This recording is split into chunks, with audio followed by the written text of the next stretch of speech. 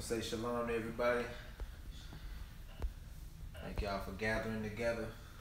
We're going to be reading today the book of Tobit. We're going to stay in the Apocrypha. We was in the Apocrypha last week reading about Judah. We're going to read about another brother. Actually, this is about a brother named Tobit from the northern tribe.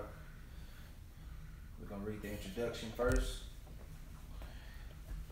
It says, Shalom, Israel. Thank you for gathering together as we read the book of Tobit. Our northern tribe brother is a great example in how to live righteously and walk in the ways of God. May the Lord add a blessing to the reading of his holy word. So just a backdrop for anybody that's not aware that the Apocrypha was taken out, the original scriptures.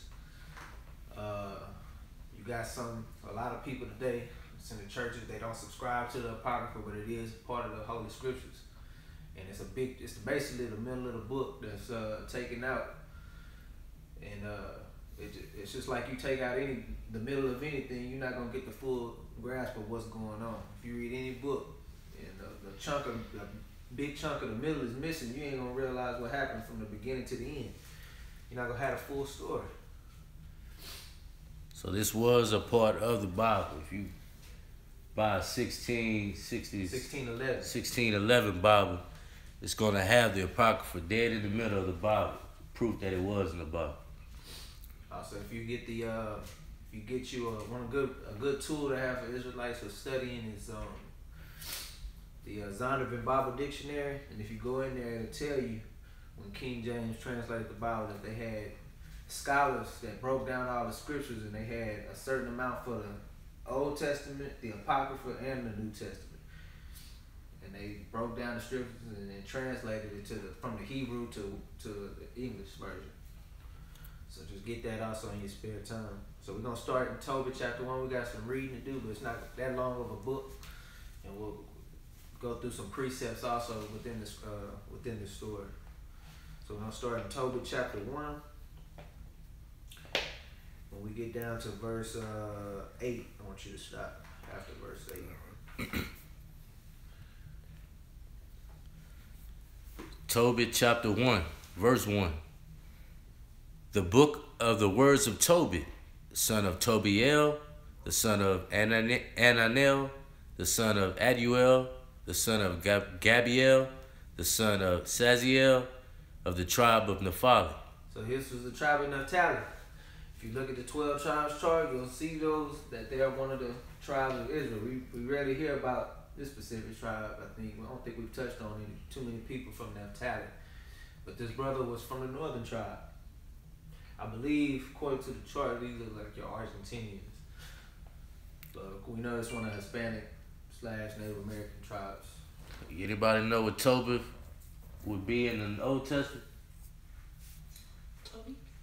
Toby with a Tobias, both of them. Verse 2. Who in the time of Anamesar, king of the Assyrians, was led captive out of Tishbe, which is at the right hand of that city, which is called properly Naphtali and Galilee above Asher. So they were above the Ashers, because Asher is one of the tribes also, huh? Mm-hmm. So, what would I look up to find that? I would type in, whatever. I looked up something. Let me see if this is it. So just kind of give you a kind of a. Let me see. Let's say there was captives in the land of that Tishbe. I would type in.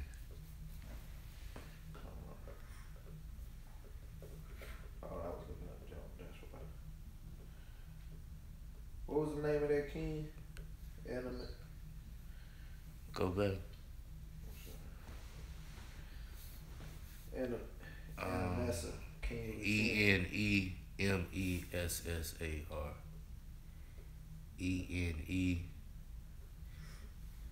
Enemessar. I'll put Assyrian.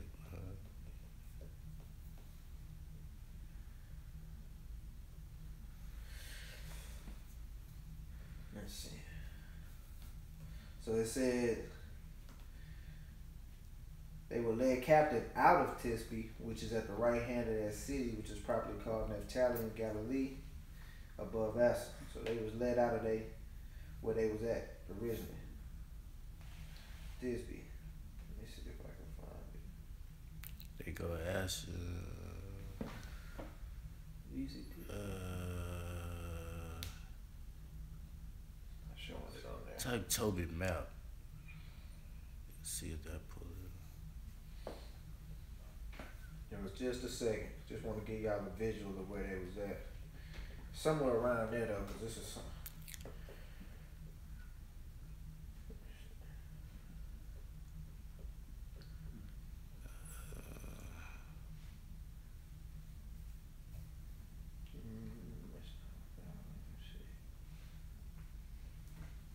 I see what Naphtali is on that map. They go Asher at the top of Somewhere in here. But they went towards the right because the Assyrian on their other map was towards the right of that. See Assyrian? Yeah. So anyway, we'll be able to find, because there's going to be some others. Go right. See this one? Right here? Got Assyria. Yeah. And they was like up in here. So they were led captive into that land. So basically came from this side of the map and went over to the right. They were captives, carried captives over there. So read verse 3. I, Tobit, have walked all the days of my life in the ways of truth and justice, and I did many alms deeds to my brethren. What's alms deeds? Anybody know what alms deeds are? Good deeds. Good deeds. What's kind of a good deed? Like giving to someone. Right. It's like charity to your brethren, right? Read on. Alms deeds to my brethren and my nation. So he did it to his brethren and his nation. That's big. That's something we need to get in the habit of doing if we're not already doing it. I know a lot of us do have that spirit already, but I want to emphasize the point that he did that for his brethren in his own nation. Because within our own nation there's a lot of what right now? A lot of hatred within our nation. But this brother was doing alms deed to his brother and nation. And what? Who came with me to Nevi, into the land of the Assyrians. So they came with him to the land of Nevi, right here.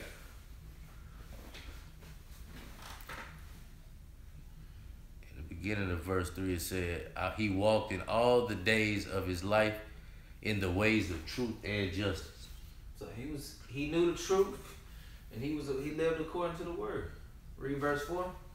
And when I was in my own country, in the land of Israel, being but young, all the tribe of Naphtali, my father, fell from the house of Jerusalem. So they fell because, well, we'll just read on. Which was chosen out of all the tribes of Israel, that all the tribes should sacrifice there, where the temple of the habitation of the Most High was consecrated and built for all ages. So he said when he was young in his own country of Israel, he said the tribes of his father Naphtali, they fell from the house of Israel. Let's read verse 5. I think it's going to tell us what happened.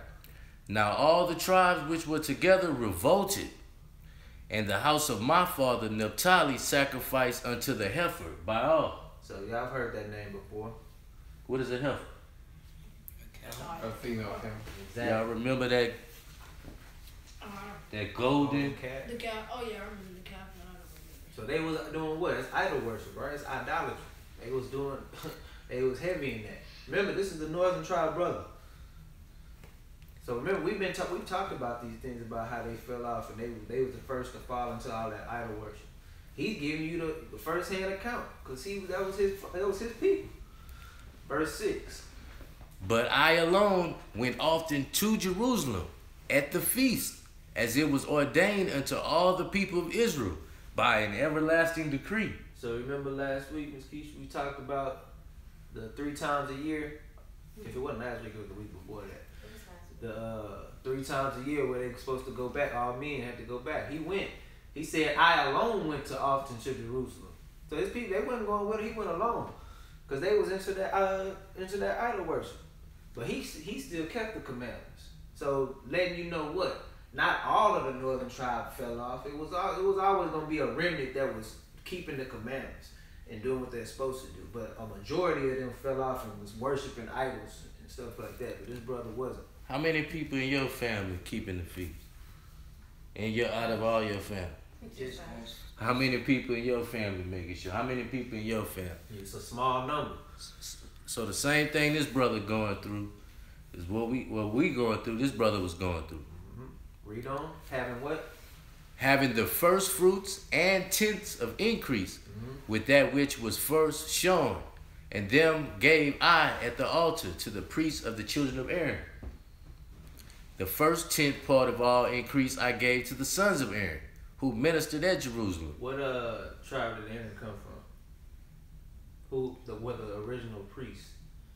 Aaron's brother was Moses. The Levites? Levites. Good job. Read on.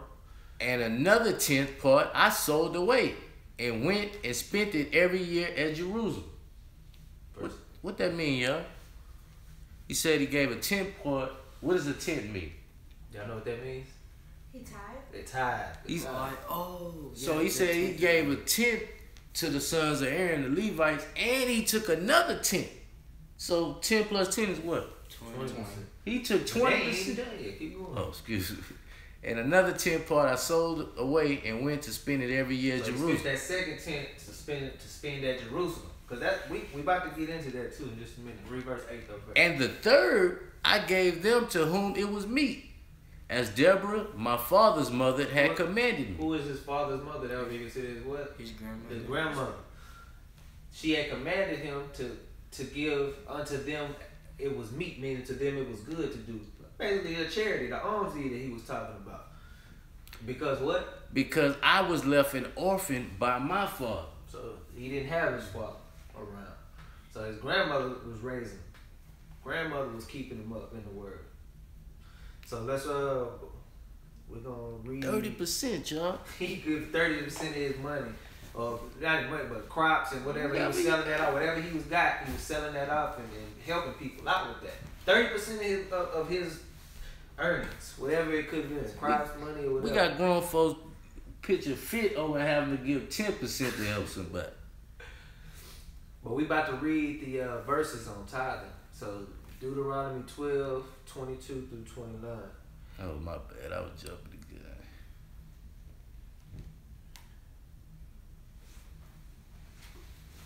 Deuteronomy 12, verse 29. What did I say? Was it 12? 22 through 29. I don't think it's 12, but I think it was 14. Yeah, it's 14. It's a typo. It should be Deuteronomy 14, starting verse 22. Excuse me if I messed that up. Deuteronomy chapter 14. You got it? Verse 22. Thou shalt truly tithe all thine increase of thy seed. Of thy what? Seed. Read on. That the field bringeth forth year by year. That the field bringeth forth year by year. So is this talking about money? Because what's a misconception in the church that the tithing is that according to them is your money, but this was their goods at the time. This is what they was originally tithing, was the increase of their field. Because we're gonna see what it was for. Read on. And thou shalt eat before the Lord thy God, in the place which he shall choose to place his name there. Which is what? The place he chose, put his name there? The Holy name. What's it called? What's the name of the Holy Land? Jerusalem. Jerusalem. Read on. Jerusalem means just basically with God. Yeah. And thou shalt, that's why he said the place that they shall name, he should put his name there. And thou shalt eat before the Lord thy God, in the place which he shall choose to place his name there. The tithe of thy corn, of thy wine, of thine oil, of the firstlings of thy herds, of thy flocks, and thou mayest learn to fear the Lord thy God always. that thou mayest learn to fear the Lord thy God always. So the tithe, remember, is a tenth. So he said give a tenth part of year by year from the increase of the seed that the field bring forth. You're gonna bring that corn, wine, oil, the firstlings of the herds, flocks. You're gonna get the best of the best to the Lord. Verse 24.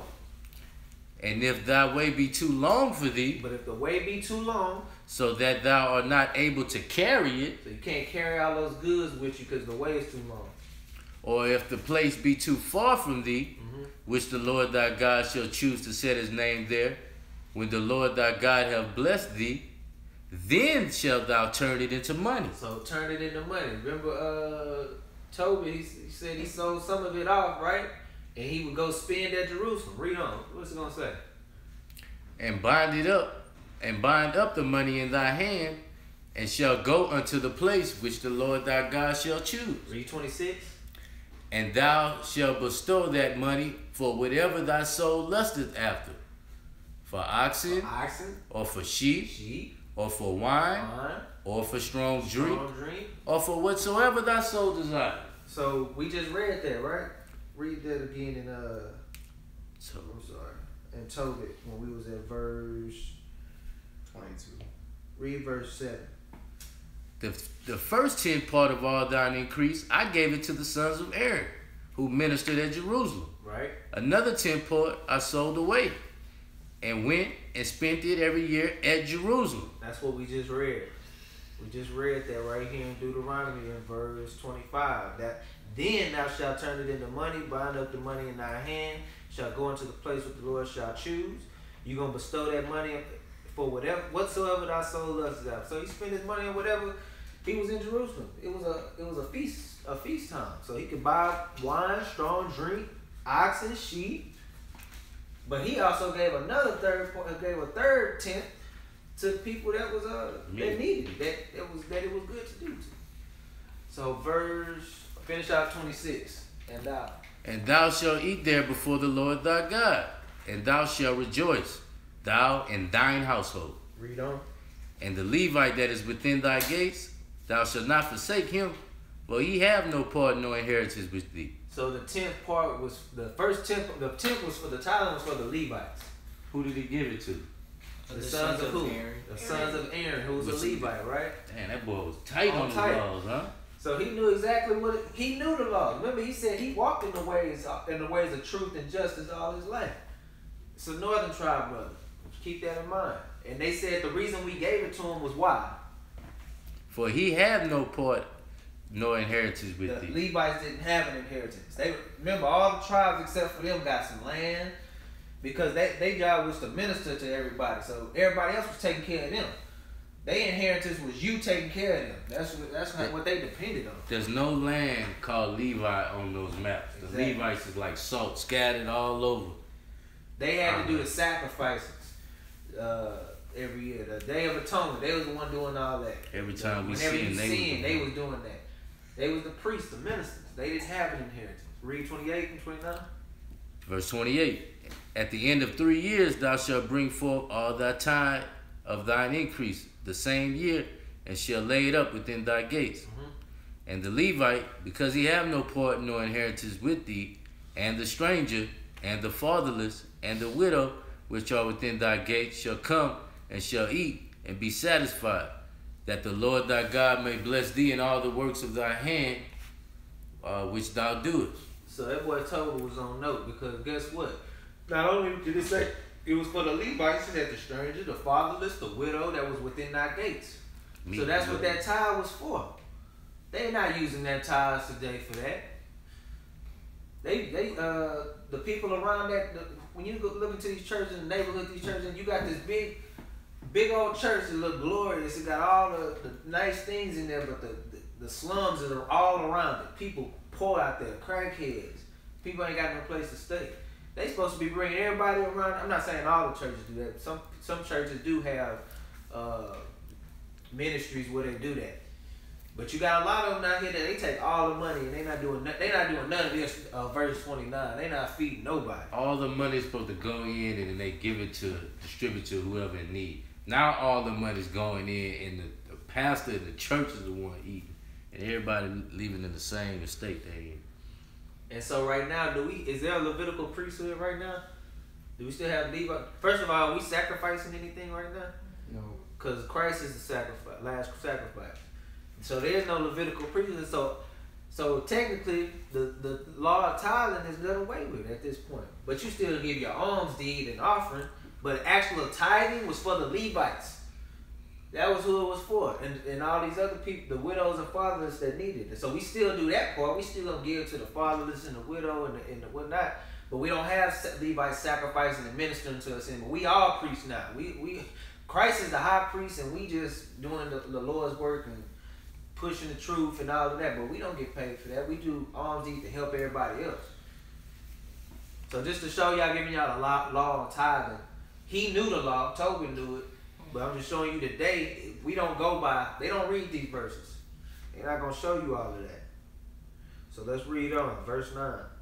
Furthermore, when I was come to the age of a man, I married Anna of my own kindred, and of her I begat Tobias. So he became a man, and he said he got married. He didn't just, it wasn't no dating and stuff back then. He was straight married. Marriage is honorable and all. And he said, honor of mine own kindred. What's your kindred? Your race. Your race of people. He didn't go out and go marry the heathen. Read on. And when we were carried away captives to Neviv, all my brother and those that were of my kindred did eat of the bread of the Gentiles. So the brethren started eating the Gentiles' bread. What is some bread of the Gentiles today? False doctrines. That's huge, but food-wise. Oh, boy. Let's move on, man. You did hit two of them. Verse 11, I'm supposed to read? Yeah, he read. But I kept myself from eating. So he said, I didn't eat their bread, though. Because I remember God with all my heart.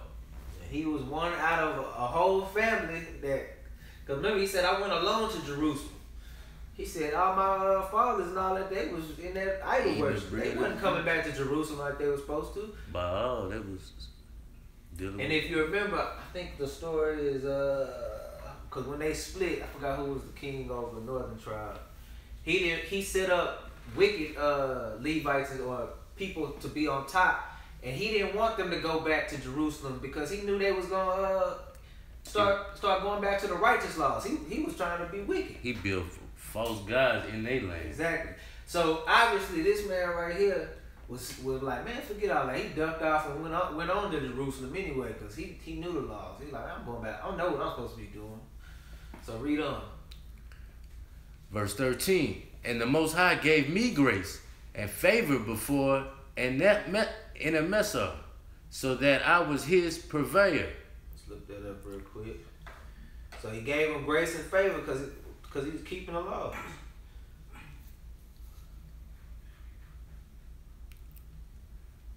So a purveyor, a person who sells or deals in particular goods. This man was like a merchant. Like he had goods that he sold. So the Lord set him up with a nice little gig where he was getting paid for it, and he was the king actually gave him, that he was under the king. The Lord put the spirit on that king. So he said he was his purveyor. He was his purveyor he was the king's purveyor. He was his like his salesman. He had all of whatever the king needed. He had it. Lord blessed him with that. He said in verse 14. And I went into Medea and left in trust with Gabriel, the brother of Gabrias, and Rages, a city of Medea, 10 talents of silver. So he left in trust with Gabriel, the brother of Gabrias. He left him some money. So y'all heard of like a trust fund, right? Let me see something real quick. This is where all this stuff come from, man. It comes from the Bible, man. Cause he gonna read that money gonna come back up again in the story.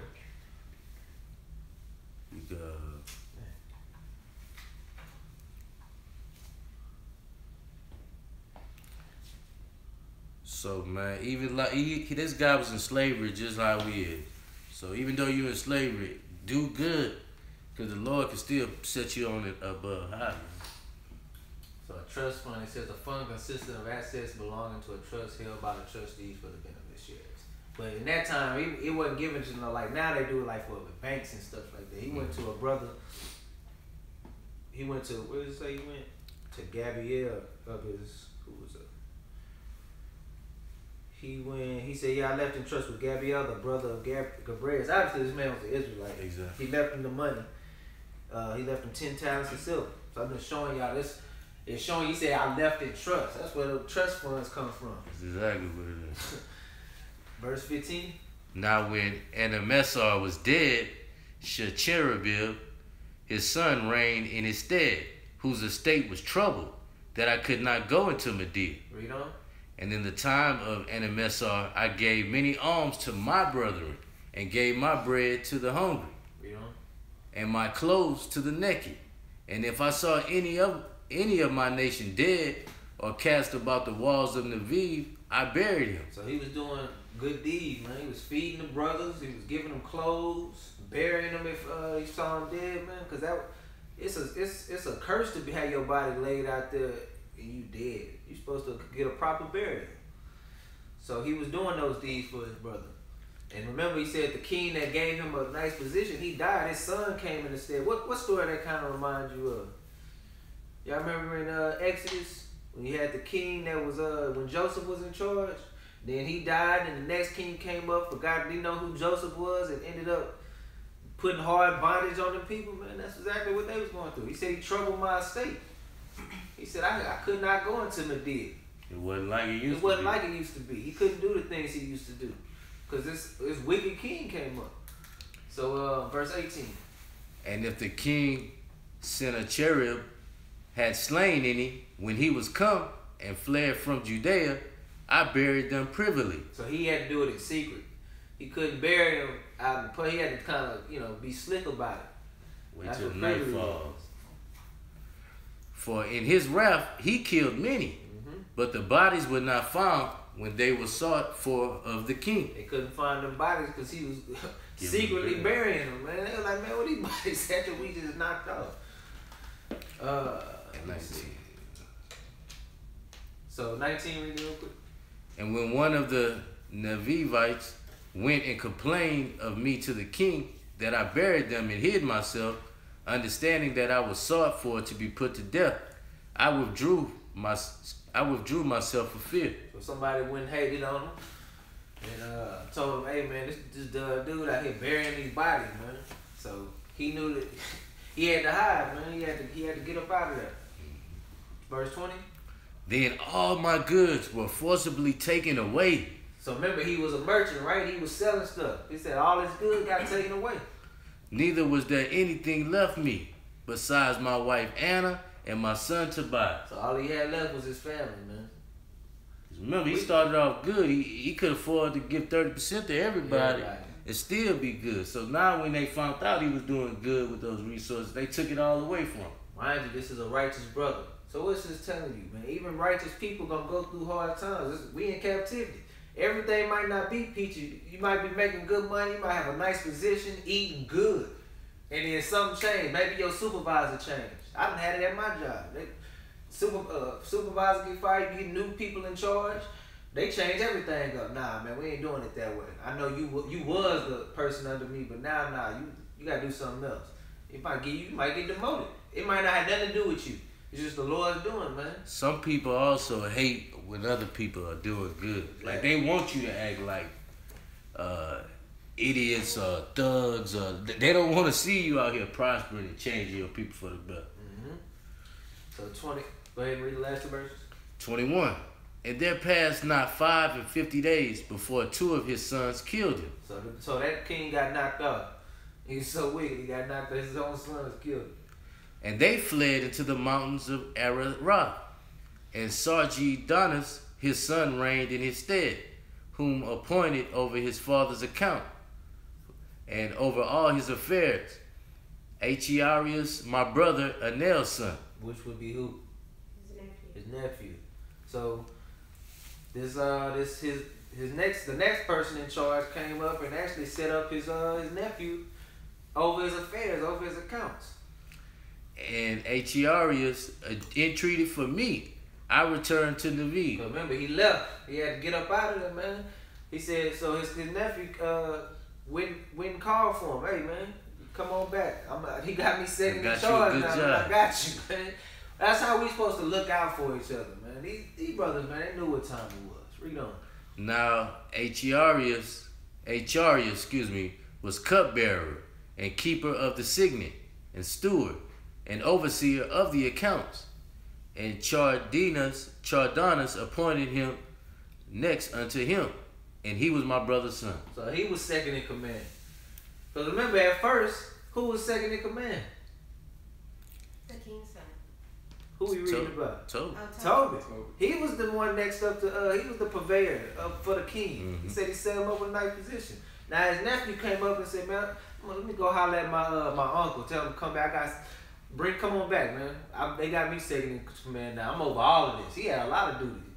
Y'all remember what the signet was? When you saw what the king's ring, when he was stamp and seal everything, he could sign off on it. The king would tell him, all right, do this and put my seal on it. He was the keeper of that signet. This is righteousness, man. They waited for when the time was clear and brought Tobit back into power. His own nephew did that. Wasn't no hate. So we're going to read chapter 2 and then stop after verse 2 real quick. Tobit chapter 2 verse 1. And now when I was come home again, and my wife Anna was restored unto me with my son Tobias in the feast of Pentecost. So they was keeping Pentecost in the pocket. Which is the holy feast of the 7 weeks. There was a good dinner prepared me, in the which I sat down to eat. Came back home, it was Feast of Pentecost time. He got his wife and his son back. He said there was a dinner prepared. Verse 2. And when I saw abundance of meat, I said to my son, go and bring what poor man soever thou shalt find out of our brethren, who is mindful of the Lord. And lo, I tarry for thee. So he said, man, all this food here. He said, man, hey, Tobias, go find a poor man of our brethren, the one that's mindful of the Lord. Keep that in mind. He said, and I'm going to wait for you. Why you going to do that? Let's read Sirach 12, 1 through 5, which is Ecclesiasticus in the Apocrypha. It's in the Apocrypha book. You can get mine This guy mine is always on helping other people, if y'all notice. If that was me or y'all, I ain't gonna say y'all, me and anybody else, we would have seen all that food and we'd have been putting our head down, praying to the Lord and ready to dig in. He's like, man, go find some other righteous brothers that's in need and bring them, and I'll wait for you. We'll wait for you. We ain't gonna even eat while you gone. We read how he was going, putting the dead bodies out, giving his alms to the ones in need. So even though he always was on the right path, had the right mindset.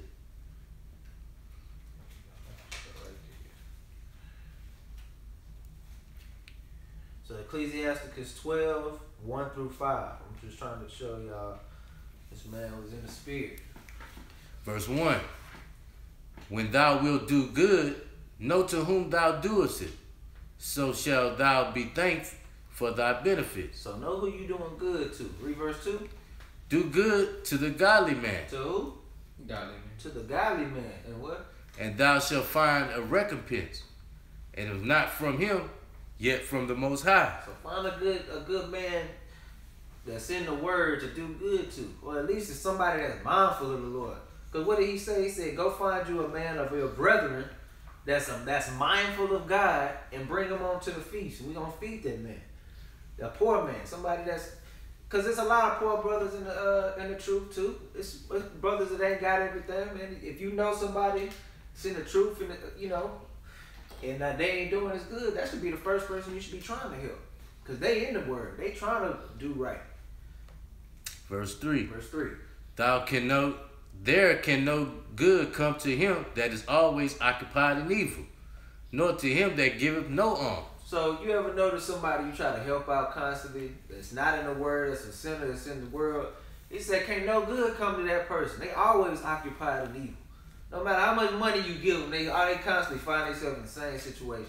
If you get $20 to a person with a drug problem, and this dude hungry, you think he gonna take the $20 to get the food to feed him or feed his family? No.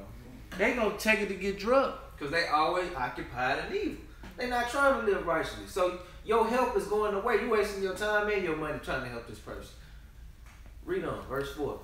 Give to the godly man. And what? And help not a sinner. This is biblical. This is in the word. The way you can help a sinner is by turning them to the truth. Hey man, you need to start keeping some commandments. That's what you need to do. You need to repent. Me giving you this money ain't gonna do you no good. You need to change your life. He looking at you like, he's shaking his head in the back of his mind. I can't wait till he leaves so I can go do whatever I want to do with this money. Verse 5. Do well unto him that is lowly, but give not to the ungodly. Read on. Hold back thy bread, and give it not unto him, lest he overmaster thee thereby. For else thou shalt receive twice as much evil for all the good that thou hast done unto him. I'm trying to tell y'all, man, these scriptures is true. Y'all can't tell me this if you ain't ran into somebody that's either gone through this or you've gone through it yourself. They constantly giving all their ends and they last to this ungodly persons. They ain't trying to keep commandment 1, and they getting twice as much evil for it. You losing more and more every time, man. They gonna keep asking, and the moment you say no, what's gonna happen? Then they coming at you. They flipping out on you. Are you receiving nothing but evil in return for doing what's good? So I know it's gonna be hard. Right now, it's somebody I know close to me. So that's what I'm trying to tell y'all. This is scripture, and Tobit knew the scriptures. He said, "Go find a poor man of our brethren that's mindful of God." He didn't say just go grab any old body off the street. So y'all be mindful of that. Let's read the. Let's go back. Chapter 2 told. So read verse 2 one more time. And when I saw the abundance of meat, I said to my son, go and bring with poor man soever thou shalt find out of our brethren, who is mindful of the Lord. And lo, I tarry for thee. So he don't? But he came again and said, Father, one of our nation is strangled and is cast out in the marketplace. So he found a brethren that was out there that got strangled up. He said he was cast out in the marketplace. Read on. Then before I had taste of any meat, I started up and took him into a room until the going down of the sun. Read on. Then I returned and washed myself, and I ate my meat in heaviness. So when he told him that, he said before he sat down and ate anything, he ran up to the room to the going down of the sun. What y'all think he went up there to do? Right. Probably went up there praying. Went up there, he was in heaviness. He said he returned, he washed himself, and he came back and ate my meat in heaviness, man. Mourning for that. He mourning for that brother that got strangled. He not saying, oh well, I'm gonna just keep on eating, I'm gonna just keep stuffing myself. This man had a righteous spirit. Read on. Remembering that prophecy of Amos, as he said, your feast shall be turned into mourning, and all your mirth into lamentation. So he went back to the book of Amos, the Old Testament. He said, man, I remembered that scripture that he said, when your feast shall be turned into mourning, because this was the feast of what going on? Pentecost. And he said, your mirth, because it's supposed to be a time of mirth, it's going to turn into lamentation. This boy got his mind on Amos and everything. Read on. Therefore I wept, and after the going down of the sun, I went and made a grave and buried him. So remember, he had to get up out of that town for doing that stuff originally.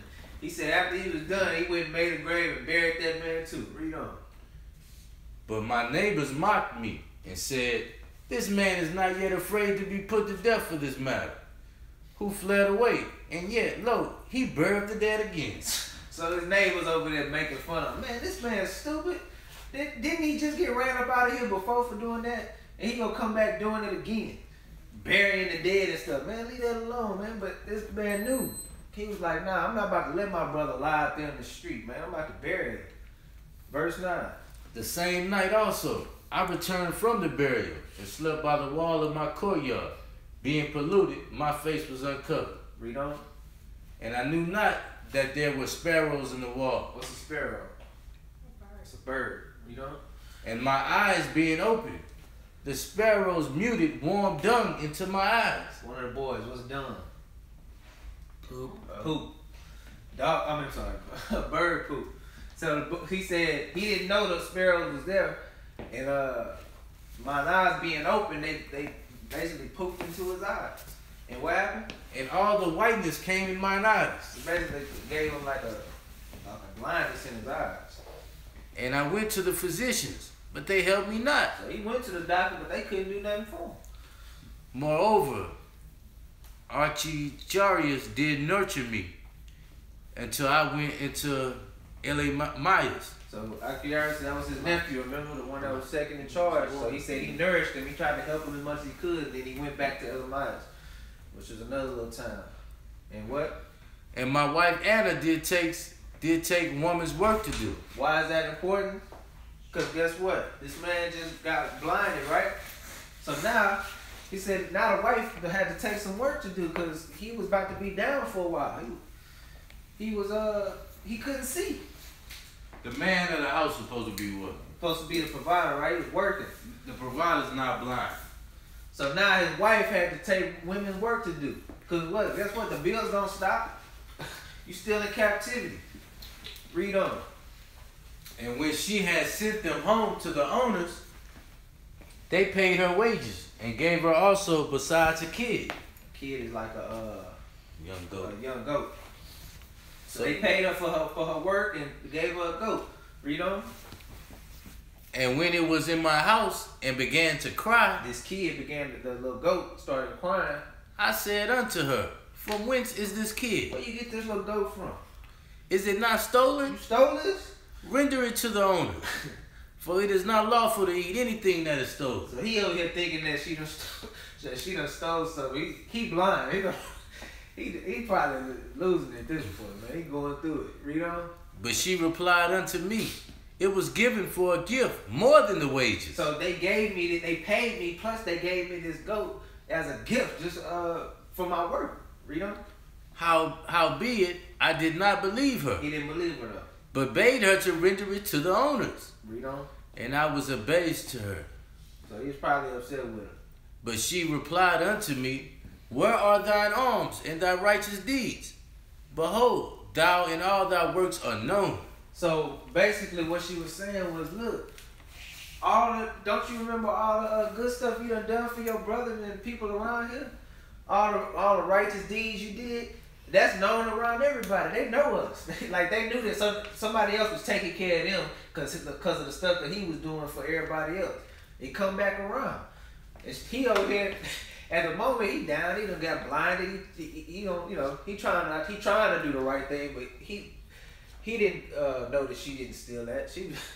He just automatically assumed that's what it was. But she telling him like, nah, man, I ain't steal this goat. She like, your works is known around here. When you do righteous to other Israelites, it's gonna be a point in time where when you in need, they like, oh, you told his wife, yeah, take this. I heard he blind. Take this back with you y'all. know how much a young goat is worth?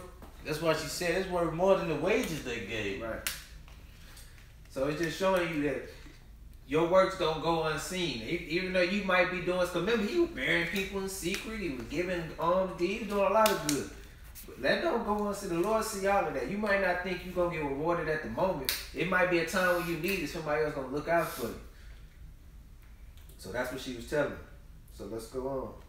In chapter 3. Any questions so far? All right. So we're supposed to read... Alright, read chapter 3. Here we go.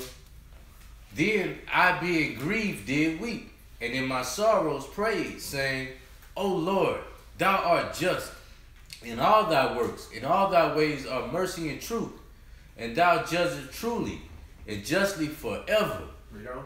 Remember me, and look up on me. Punish me not for my sins and ignorances, and the sins of my fathers which have sinned before thee. So letting you know that you can catch wrath too for the sins of your father, because it's not only, that's why we tell you sin is it's a chain reaction. It don't just affect you; it can affect others too. That's why we're here. We wasn't alive when they was breaking commandments and doing all of that get idolatry here. and all of that. We wasn't there, but you can bring on wrath and things from the Lord to your kids. If you living unrighteously, you bring kids into this world. Guess what? They about to go through it too, because of your sins. So be mindful of that. Read on. Verse 4. For they obeyed not thy commandments, wherefore thou hast delivered us for a spoil, and unto captivity, and unto death, and for a proverb of reproach to all the nations among whom we are dispersed. And now thy judgments are many and true. Deal with me according to my sins and my fathers, because we have not kept thy commandments, neither have walked in truth before thee.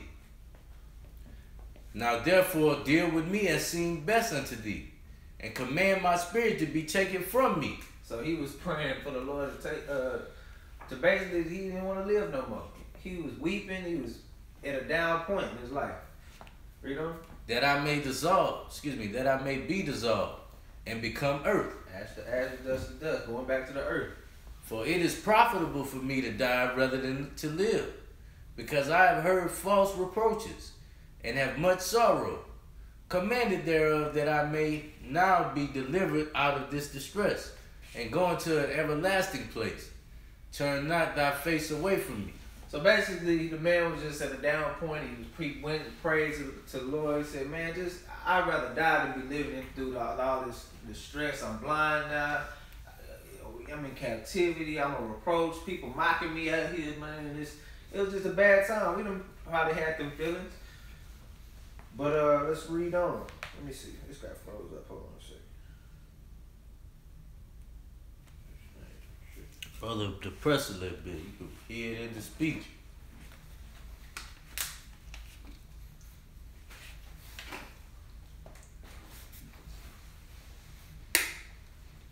So we have verse 7. Read on.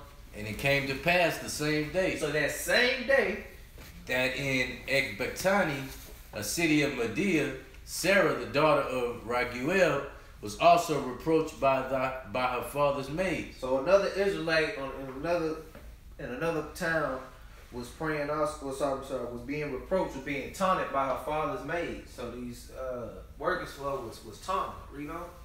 Because that she had been married to 7 husbands, whom Asmodeus, the evil spirit, had killed, before they had lain with her. Read on. Dost thou not know, said they, that thou hast strangled thine husbands? Thou hast already 7 husbands, neither was thou named after any of them. So basically, she had this evil spirit that every time she was about to consummate a marriage, when she was going to lay down with the man, that spirit would come in and kill her. 7 husbands she went through. So they was telling her about that. They were like, They said you the one killed your They husband. said you got there killing all your husbands off. You already done had 7, and none of them. It says neither was thou named after any of them. You couldn't even get your name after them because they died. Read on. Wherefore doest thou beat us from them? If they be dead, go thy ways after them. Let us never see of thee either son or daughter. Talking big stuff to her. When she heard these things, she was very sorrowful, so that she thought to have strangled herself. So this woman was having the same thought that Tobit was having. She was in a down state. She was being taunted, reproached. She was trying to live a righteous life, or trying to get a husband, and they kept dying off. So she tried to strangle herself, and they said what? And she said, I am the only daughter of my father. So she was the only daughter of her father. And if I do this, it shall be a reproach unto him, and I shall bring his old age with sorrow unto the grave. So because it said she thought to kill herself.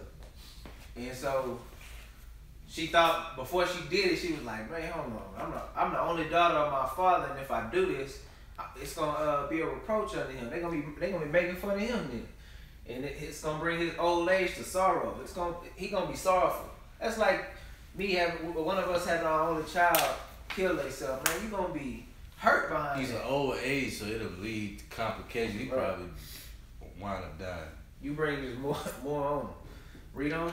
Then she prayed toward the window and said, Blessed art thou, O Lord my God, and thine holy and glorious name is blessed and honorable forever. Let all thy works praise thee forever. And now, O Lord, I set mine eyes and my face toward thee, and say, Take me out of the earth, that I may hear no more of the reproach. Basically, she was having the same thoughts, the same prayer that Tobit was sending up. She was sending up at the same time. Let's skip down a little bit. We're gonna go to read the last two verses, 16 and 17. So the prayers of them both were heard before the majesty of the great God. Uh-huh. And Raphael sent to heal them both.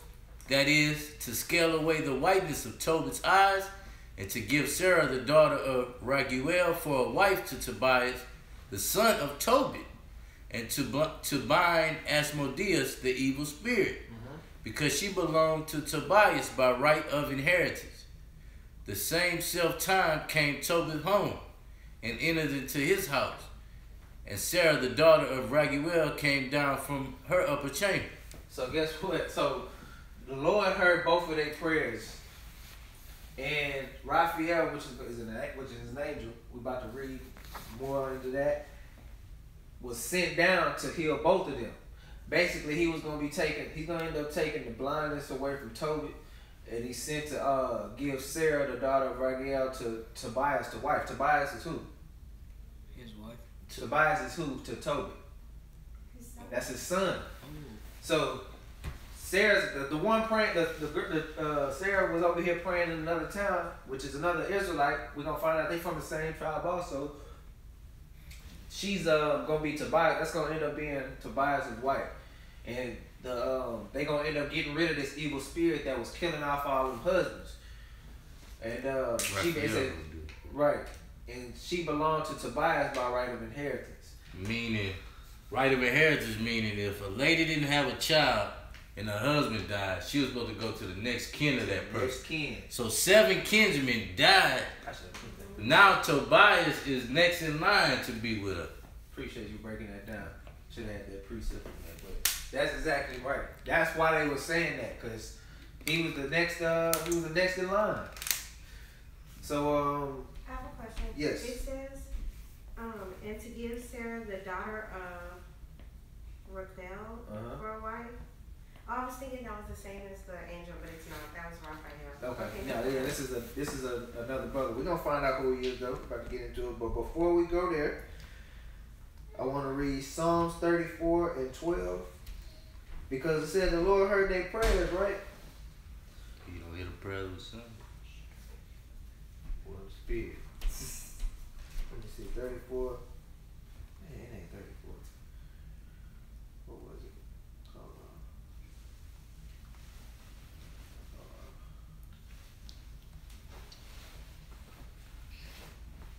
Let me see.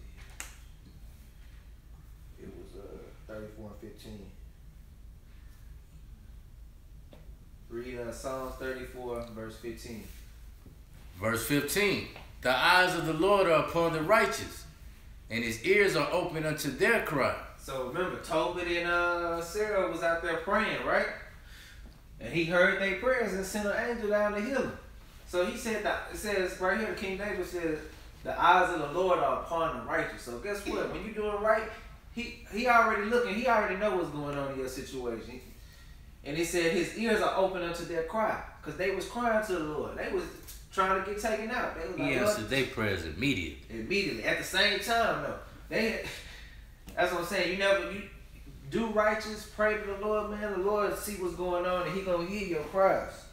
And to prove she was righteous, the verses he skipped before we got to the end, Right. she was talking about all the good deeds she was doing and Exactly. stuff. Just in case y'all... Yeah, go back and read anything we skip over. Always go back and read it. But she was a righteous woman. You know what I'm saying? She wasn't living no sinful life. So that's what I'm trying to point out. He heard their cries there. We also gonna go to It says it in verse 14. in the same Psalms. No, and Tobit. Oh, yeah, 3. Tobit. Yeah. Let's see. Yeah, it said, Thou knowest, Lord, I am pure from all sin with man. 15, all of that too. Yeah, she never polluted her name, the name of her father. She did good. So, we got one more precept on that. I think verse 1 is. 1 Peter 3 and 12. Oh, yeah, that's good. So 1 Peter chapter 3 and verse 12. Read that for me. 1 Peter chapter 3, verse 12. For the eyes of the Lord are over the righteous, and his ears are open unto their prayers. Sound exactly like Psalms 34. But the face of the Lord is against them that do evil. So, you said earlier that other precept about the Lord don't hear sinners. That's another verse. This is saying the same thing. It's saying the eyes of the Lord are on the righteous. He hears the prayers of the righteous. He hears their prayers. He says, but his face ain't even looking towards somebody that's doing in the midst of sin, that's doing evil. Because had they have been doing evil, all that praying they were doing would have went for nothing. He the one that brought the evil. Exactly. He the one that brought that over. But since they was living righteous, he heard their prayers and sent somebody to heal them. That's what you want in your life. If you going through something, pray to God. You living righteous, he gonna hear that prayer. It might not come exactly. They didn't know it was coming. They just prayed to the Lord. So we're going into chapter 4. We're going to run through 12 first. Tobit chapter 4, verse 1 through 12. What's Tobit's son name? Right. What tribe Tobit from? Levi. No. Aaron. Naphtali. Naphtali is northern or southern tribe. Northern. I'm pop quizzing y'all. Alright, good job. Tobit chapter 4, verse 1. In the day, Tobit remembered the money which he had commanded of Gabriel and Regez of Medea. So remember that money he gave, the 10 talents of silver he gave? That trust fund? he remembered that. So what happened? And said with himself, I have wished for death. Wherefore do I not call for my son Tobias, that I may signify to him of the money before I die. So remember when we read that definition, it said it was for you assigned it to a beneficiary, right? Your beneficiary is who you're gonna pass it off to once you die. Or with trust fund, you don't have to be dead. You can actually give it to them before. But for your job, they for your job, they got like insurance plans and stuff for you, and you gotta sign. You gotta say in case you die, who it goes to. So he's like, I'm gonna give it to his son, because that's the order. You're supposed to give it to your son or whatnot. So he remembered that money. He said, man, I done prayed to die. He said, so before I die, I need to signify this money to him. Read on. And when he had called him, he said, my son, when I am dead, bury me, and despise not thy mother, but honor her in all the days of thy life, and do that which shall please her, and grieve her not. Read on. Remember, my son, that she saw many dangers for thee, when thou was in her womb, and when she is dead, bury her by me in one grave. So bury them together. He said she saw a lot of evil things while you was in her belly, man. So hey, don't do her no bad just because I'm not here. Read on. Remember that about your own mothers, man. Verse 5. My son, be mindful of the Lord our God all thy days, and let not thy will be set to sin. Let not thy will be set to sin, or to transgress his commandments. Do uprightly all thy life long, and follow not the ways of the unrighteousness. So hey, keep the commandments, man. That's what he's telling. Read on. For if thou deal truly, thy doing shall prosperly succeed to thee, and to all them that live justly. If you do right, good things gonna happen to you. Read on. Give alms of thy substance. So do good deeds. Give of what you give, man. And when thou givest alms, let not thine eye be envious, neither turn thy face from any poor, and the face of God shall not be turned away from thee. I want to touch on something. It says, when thou givest alms, let not thine eye be envious. What's that mean? Don't be jealous. Don't be jealous, man. Don't be giving away. Don't be giving alms, and then somebody, the person you give to come up, and now you looking like, shouldn't have gave them nothing, man. Like, they doing better than me. I want that. Don't you give out of the kindness of your heart, man. Don't Give generously. Give generous. Don't be looking for something back all the time. If somebody come up, don't worry. If they don't give it back, it said the Lord gonna give it to you in some type of way or fashion, man. Don't worry about all that. And it said, don't turn your face from any poor, and the face of God shall not be turned away from you. Read on. If thou hates abundance, give alms accordingly. So if you got much, give it abundantly. And if thou have but little, be not afraid to give according to that little. And if you don't have as much, hey, don't be afraid to give a little bit. The little bit that you can give, go on and give that. Because that's how it's supposed to be. You give according to what you got. So if you got $10, don't be out here giving nobody $8, knowing you got to eat tonight and you got kids. Give them $1, Give $2. them $1. So be smart. That's what they doing in the church. It got people in there putting their Giving money their last paycheck 5-6 times around, knowing they ain't got nothing. Ain't read this verse that the Lord say, if you got abundantly, then you give abundantly. If you got a little, you give a little. Say, don't be afraid. Don't let nobody shame you into giving more than you got. Read on, verse 9. For thou layest up a good treasure for thyself against the day of necessity. So when you need something, guess what? You laying up a good treasure for yourself. Remember how Tobit's wife went out there and started working, and then she came home with that money, and then somebody gave him a little little baby goat. Hey, he stored that up in the day. It was stored up for him in the day as it said. He needed it at that time. So I want to thank y'all for what y'all did for us too. For real. all praises. That's what we out here for. Read on, verse 10. Because that alms do deliver from death, and suffer not to come into darkness. Read. For alms is a good gift unto all that give it in the sight of the Most High. Verse 12. Beware of all whoredom, my son, and chiefly take a wife of the seed of thy fathers, and take not a strange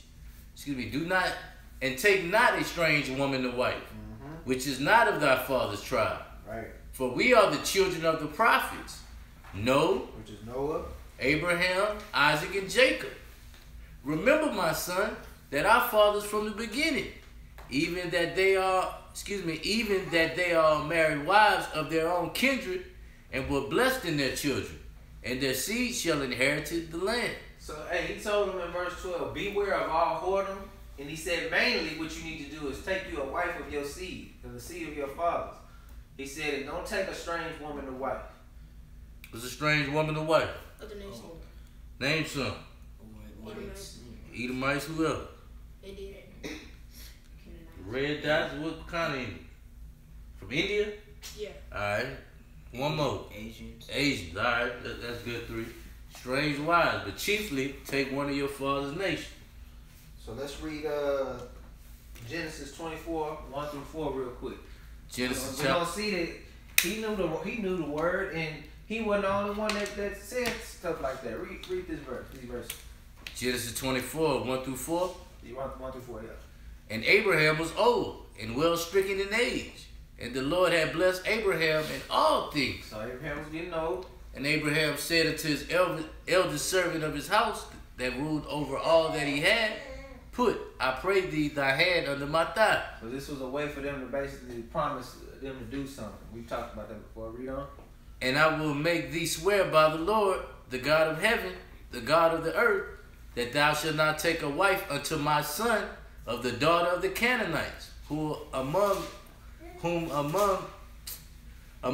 I dwell. So he said, hey, promise me that you're not going to give my son away to the wife of one of these Canaanites, though we live among them.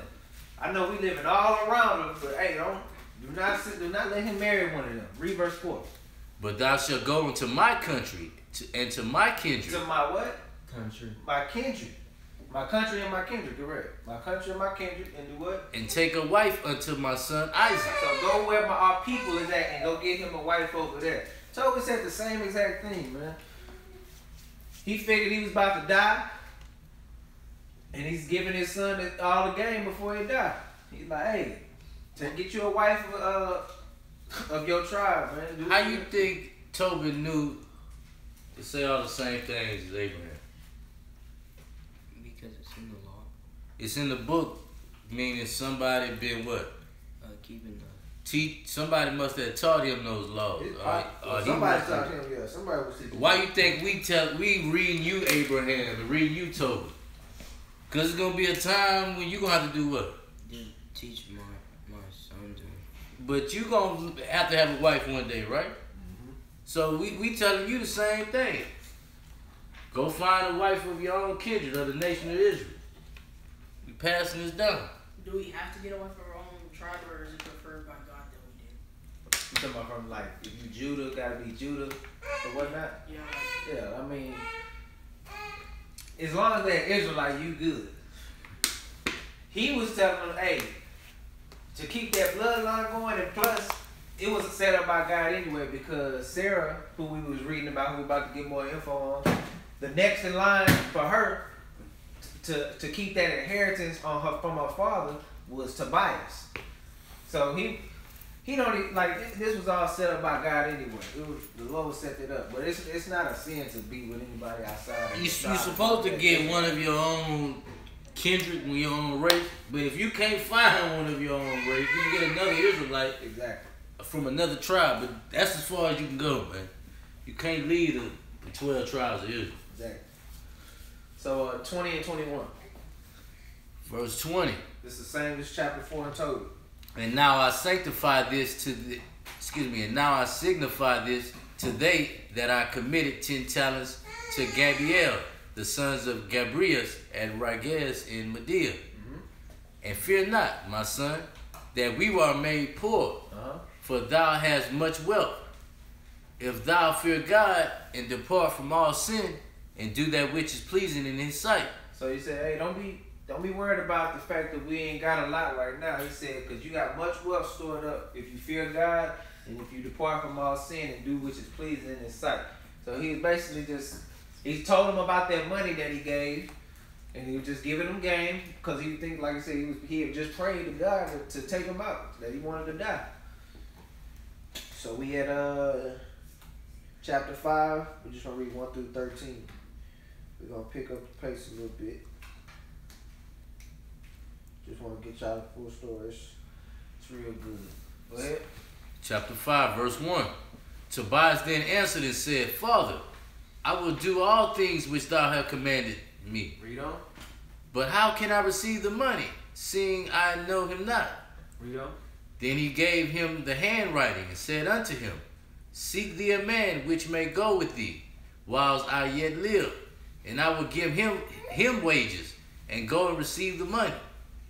Therefore, when he went to seek a man, he found Raphael, that was an angel. So he told him, hey, go find you somebody. He said, I'm going to give you this handwriting to go so you can know who to get this money from. And he said, go out there and find somebody to go with you. So when he went out there, he found Raphael. Remember, we heard about the Raphael that was sent from God. He was an angel. Read on. But he knew not. He didn't know he was an angel. Yeah, he didn't know he was an angel. And he said unto him, Canst thou go with me to Rages, and knowing that thou placest well? So he said, can you go with me over here to Rages? He said, do you know this place well? You know where it's at? And he said, what? Verse 6. To whom the angel said, I will go with thee, and I know the way well. He said, yeah, I know that way. I know where you're trying to get to. For I have lodged with our brother Gabriel. Then Tobias said unto him, Tarry for me till I tell my father. He said, wait right here. I'm going to go tell my pop.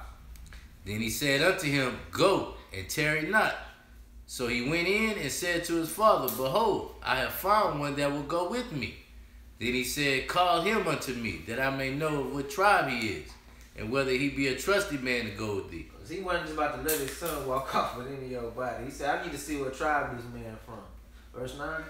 So he called him, and he came in, and they saluted one another. So they greeted each other. Read on. Then Tobias said unto him, Brother, show me of what tribe and family thou art.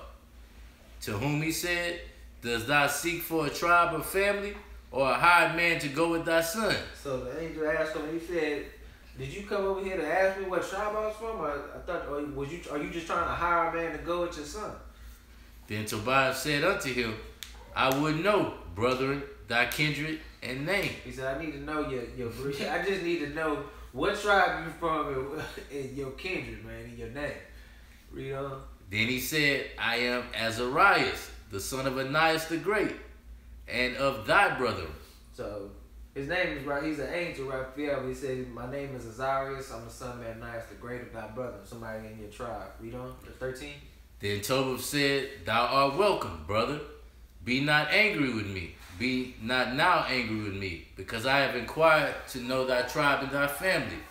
For thou art my brother, of an honest and good stock. And he said, "Hey man, don't forgive me, man. I had to know where you was from, man. I couldn't just let anybody just go with me. I'm gonna pay anybody to go with my son." He said, "But you have an honest and good stock, man." For I know Ananias and Jonathan. What? Jonathan. Exactly. Sons of the great Samias, as we went together to Jerusalem to worship, and offered the firstborn and the tenth of the fruits. And they were not seduced with the error of our brethren, my brethren. Thou art of a good stock. So showing you that there was a couple other brothers that was going to the feast with Tobit. He is a jackpot. So he said, "Hey man, you have a good stock, man. They wasn't about that sinning lifestyle. They didn't get caught up with all that sin. So I know you are some good people, man. So yeah." So this was an angel. This was the angel that's the Azarias is the angel. Azarias is Raphael, but he's an angel, so he had to. He giving. They don't know he an angel. not to say I'm an angel. Yeah, Right, because God sent me. Exactly. He's the son of one of the guys that he used to travel with. No, he just told him that Told him. he an angel. Angel don't have an earthly father. Oh, okay.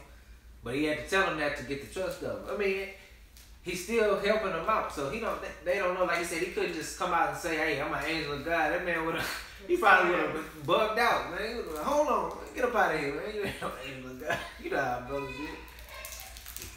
So we done with that one. So chapter 6.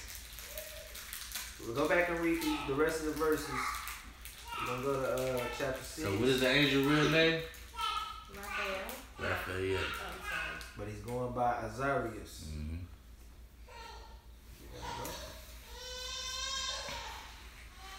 They going to do what? Go. They going to get what? Tobit told Tobias to go Oh, to go get the wife? to go get the trust fund. Go get that money. He was signifying that money to him because he said, "Oh, I remember that money I gave over to one of my brothers back when I was over in that area." He said, so being that he had just prayed to die, he was like, "Man, before I die, I gotta tell That's him my to pass inheritance. this inheritance home to him." So we at chapter 6, we reading 1 through 12. Tobit chapter 6 verse 1. And as they went on their journey, they came in the evening to the river Tigris, and they lodged there. And when the young man went down to wash himself, a fish leaped out of the river and would have devoured him. Mm-hmm. It's a big fish. Then the angel said unto him, Take the fish. And the young man laid hold of the fish and drew it to the land. Mm-hmm. To whom the angel said, Open the fish and take the heart and the liver and the gall and put them up safely. So he took the heart, the liver, and the gall that's all inside of the fish. Verse 4, to whom the angel said, Open the fish. And I read. So the young man did as the angel commanded him. And when they had roasted the fish, they did eat it. Then they both went on their way till they drew near to Ecbatane. Then the young man said unto the angel, Brother Azarias, to what use is the heart and the liver and the gall of the fish? So he asked him, "What you had me get all this stuff for out the fish?" You know? And he said unto him, Touching the heart and the liver, if a devil or evil spirit troubleth any, we must make a smoke thereof before the man or the woman, and the party shall be no more vexed. The party, excuse me. So he said the heart and the liver, touching that, he said if a devil or evil spirit is troubling any person, we got to make smoke thereof before the man or the woman, and the party shall be no more vexed. Who's that pertaining to?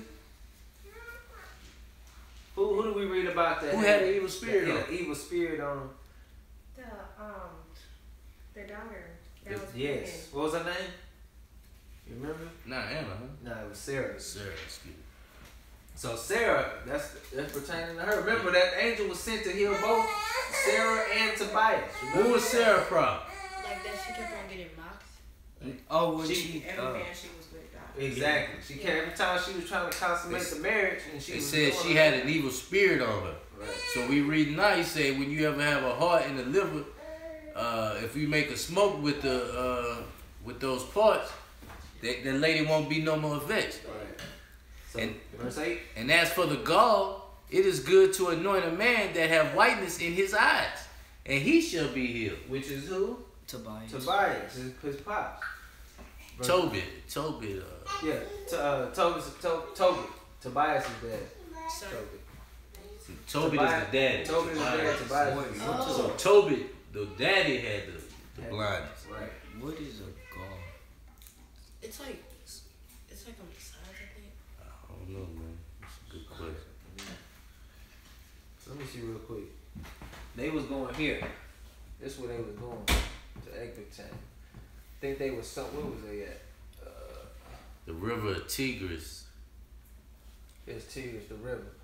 So they was somewhere, cause he was in the Negev. Remember, he went back to the Negev because Acarius was his nephew was in command. Mm-hmm. So they was here, and he said, "Hey, y'all gonna be going over here to Ecbatana, where I left that money. It was in Medea. This is Medea right here. This whole land is Medea, but this was the actual little city or town over there. So, hold on. I think you asked what the gall was, right? Yeah. It's like fish gall.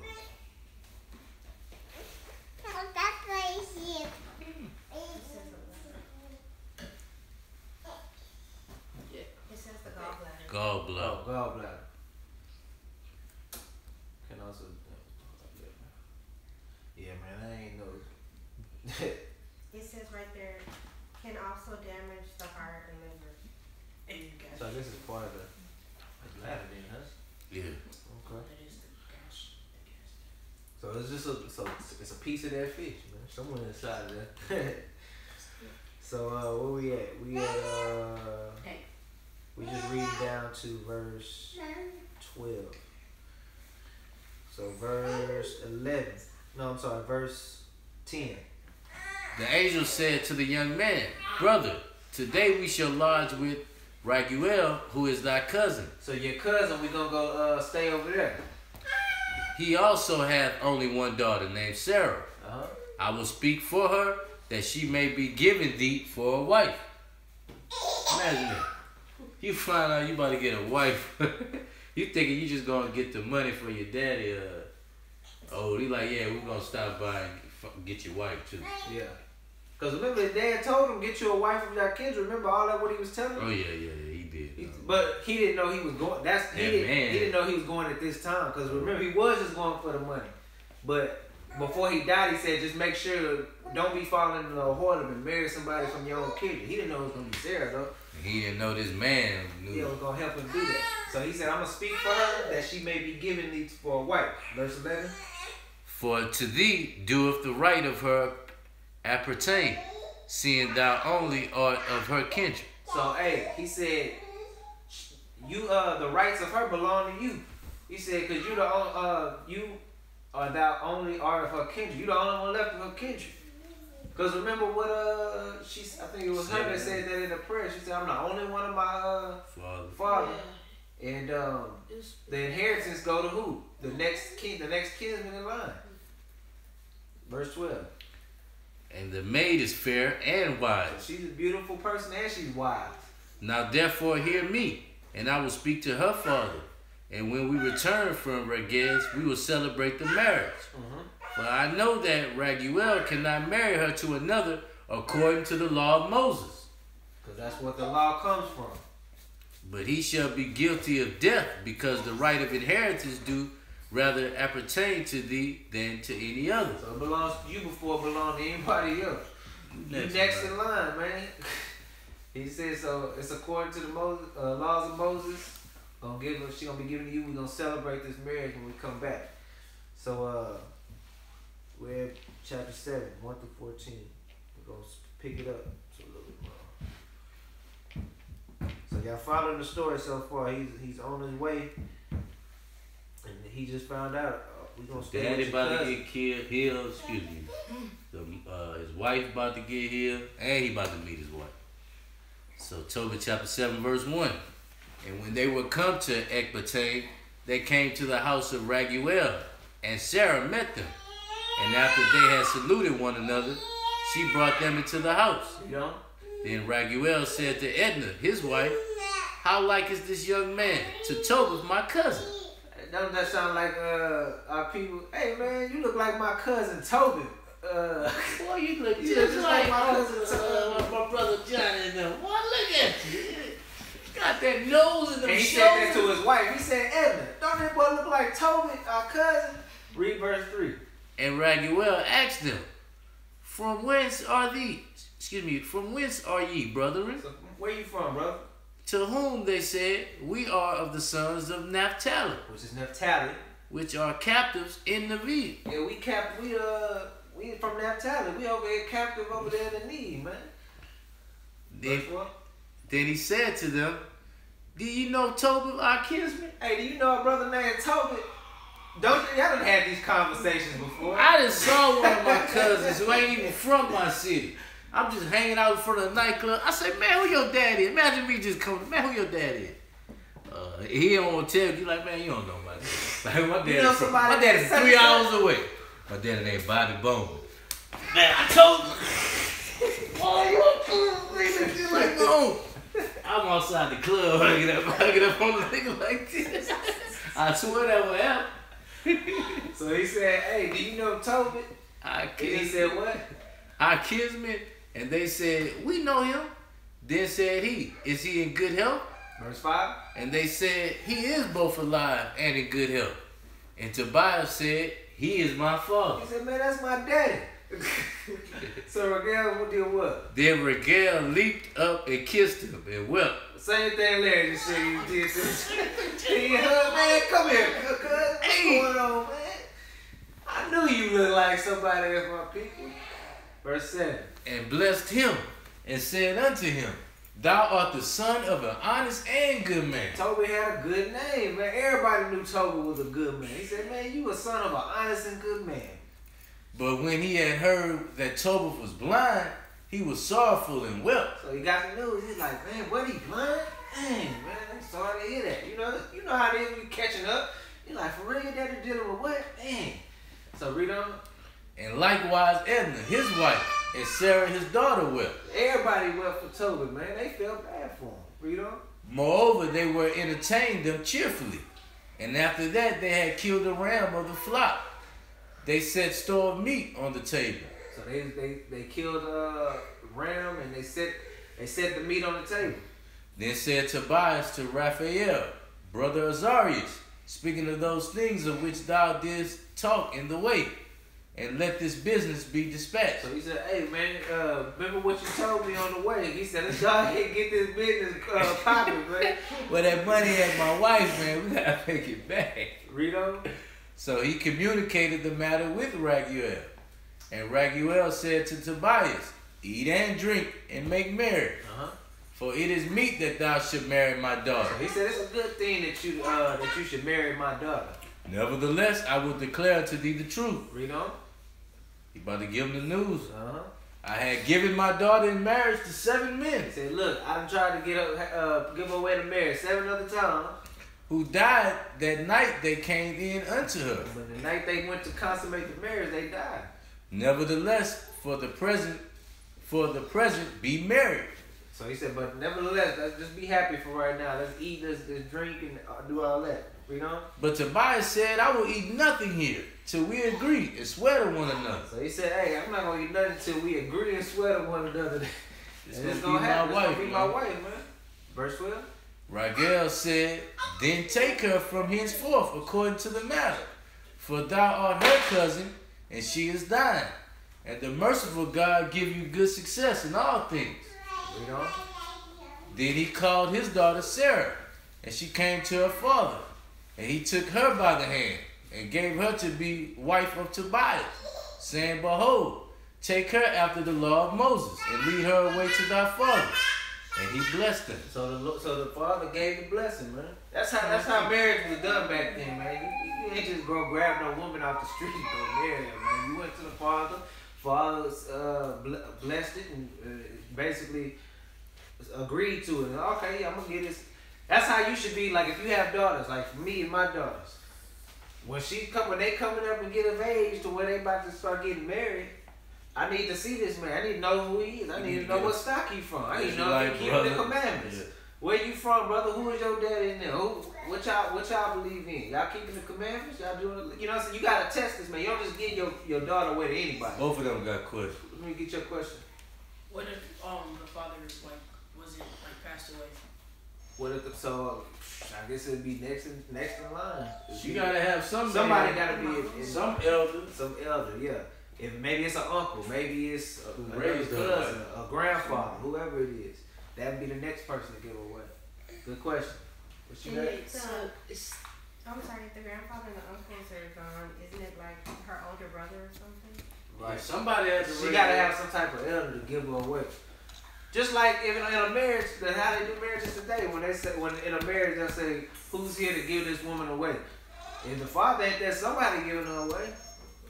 So it's just whoever is the next, the elder two, I guess. Hey, is Tobias Sarah's cousin? Yes. That's like his second cousin, I guess.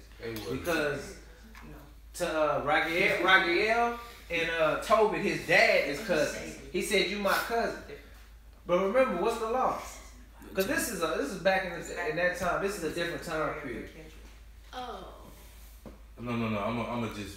For example, we all are in this house are from the stock of what tribe? So another Judite, that's your cousin somewhere down the line. Oh, now I get what you mean. It's like not literally like.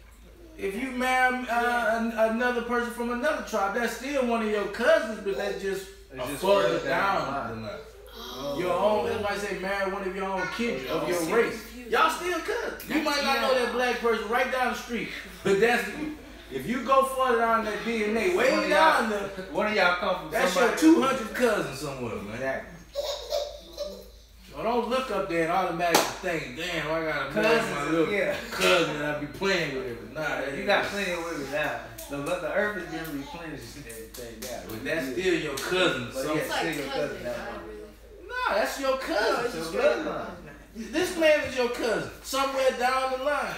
You could keep going falling up down that line, man. Y'all from the somebody daddy or mama is you from the tribe of Jacob, you from the tribe of Jacob. Exactly. Y'all sons of Jacob. It wasn't 3 billion people on the earth back then. Right. It was closer cousins. Yeah, we keep repopulating more and more. So verse 14. And called Edna his wife, and took paper, and did write an instrument of covenants, and sealed it. So letting you know that marriage is they sealed their marriages too back then. When you get married, you gotta write it on the paper. It's like a marriage certificate. Then they seal it. And we already talked about the instruments of the covenant. The sheet or whatever. So we're on chapter 8. So they agreed to the marriage and everything. They got married. Read on. So chapter 8, verse 1. And when they had supped, they brought Tobias in unto her. Read on. And as he went in, he remembered the words of Raphael, and took the ashes of the perfumes, and put the heart of the liver of the fish thereupon, and he made a smoke therewith. So he remembered what the angel told him. So you don't remember what the angel told him? He said, make sure you get those parts of the fish, and we're going to make a smoke, and it's going to do away with that evil spirit. Verse 3. The which smelled, when the evil spirits had smelled, he fled unto the uttermost parts of Egypt, and the angel bound him. So the evil spirit got up on out of there, got up out of him, and the angel bound him, and he captured him. And after that, they were both shut in together. Tobias rose out of the bed and said, Sister, arise. Let us pray that God would have pity on us. So he said, hey, we going to pray to God now, me and you. Read on.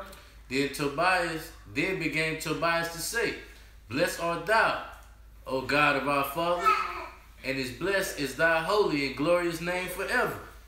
Let the heavens bless thee, and all thy creatures. Read on. Thou madest Adam, and gave him Eve his wife for an helper and stay. Of them came mankind. Thou hast said, It is not good that man should be alone. Let us make unto them and let us make unto him an aid like unto himself. Where you get that from? Genesis. So the man just basically read that verse in Genesis to you about it's not meet for a man to be alone. Talking about the story of Adam and Eve. Read on. And now, O Lord, I take not this my sister for lust, but uprightly. So you don't supposed to take no woman for lust. Meaning what? Just because she look good and she got all the body and everything, you're not supposed to take a woman just because of that. You got to take her uprightly. Meaning she need to be in the truth. She need to have some sense. She need to have some substance to her, man. Because them looks going to do what? Them looks going to fade. Eventually, you going to get old. Then what you going to do? You going to leave her and go to the next beautiful woman? Because you can't do that. That's against the law. It's sin. That's why you shouldn't take a woman just for lust. Read on. Therefore, mercifully ordained that we may become aged together. He said, hey, we want to become aged together. That's how it should be. That's how marriage is supposed to be. Read on. And she said with him, Amen. So they slept both that night. And Raguel arose and went to make a grave. So Raguel, her daddy, rose up in the morning and he went to make a grave. Why was he going to make a grave? Because he's scared that he might be She dead. thought he was going to be dead too. Like, oh, let me go and get this grave ready. And it's 7 already, that it happened, man. I know it, but he just know in his mind it's about to happen again. Read on. Saying, I fear lest he is also be dead. Read on. But when Raguel was coming to his house, he said unto his wife Edna, Send one of the maids, and let us see whether he be alive.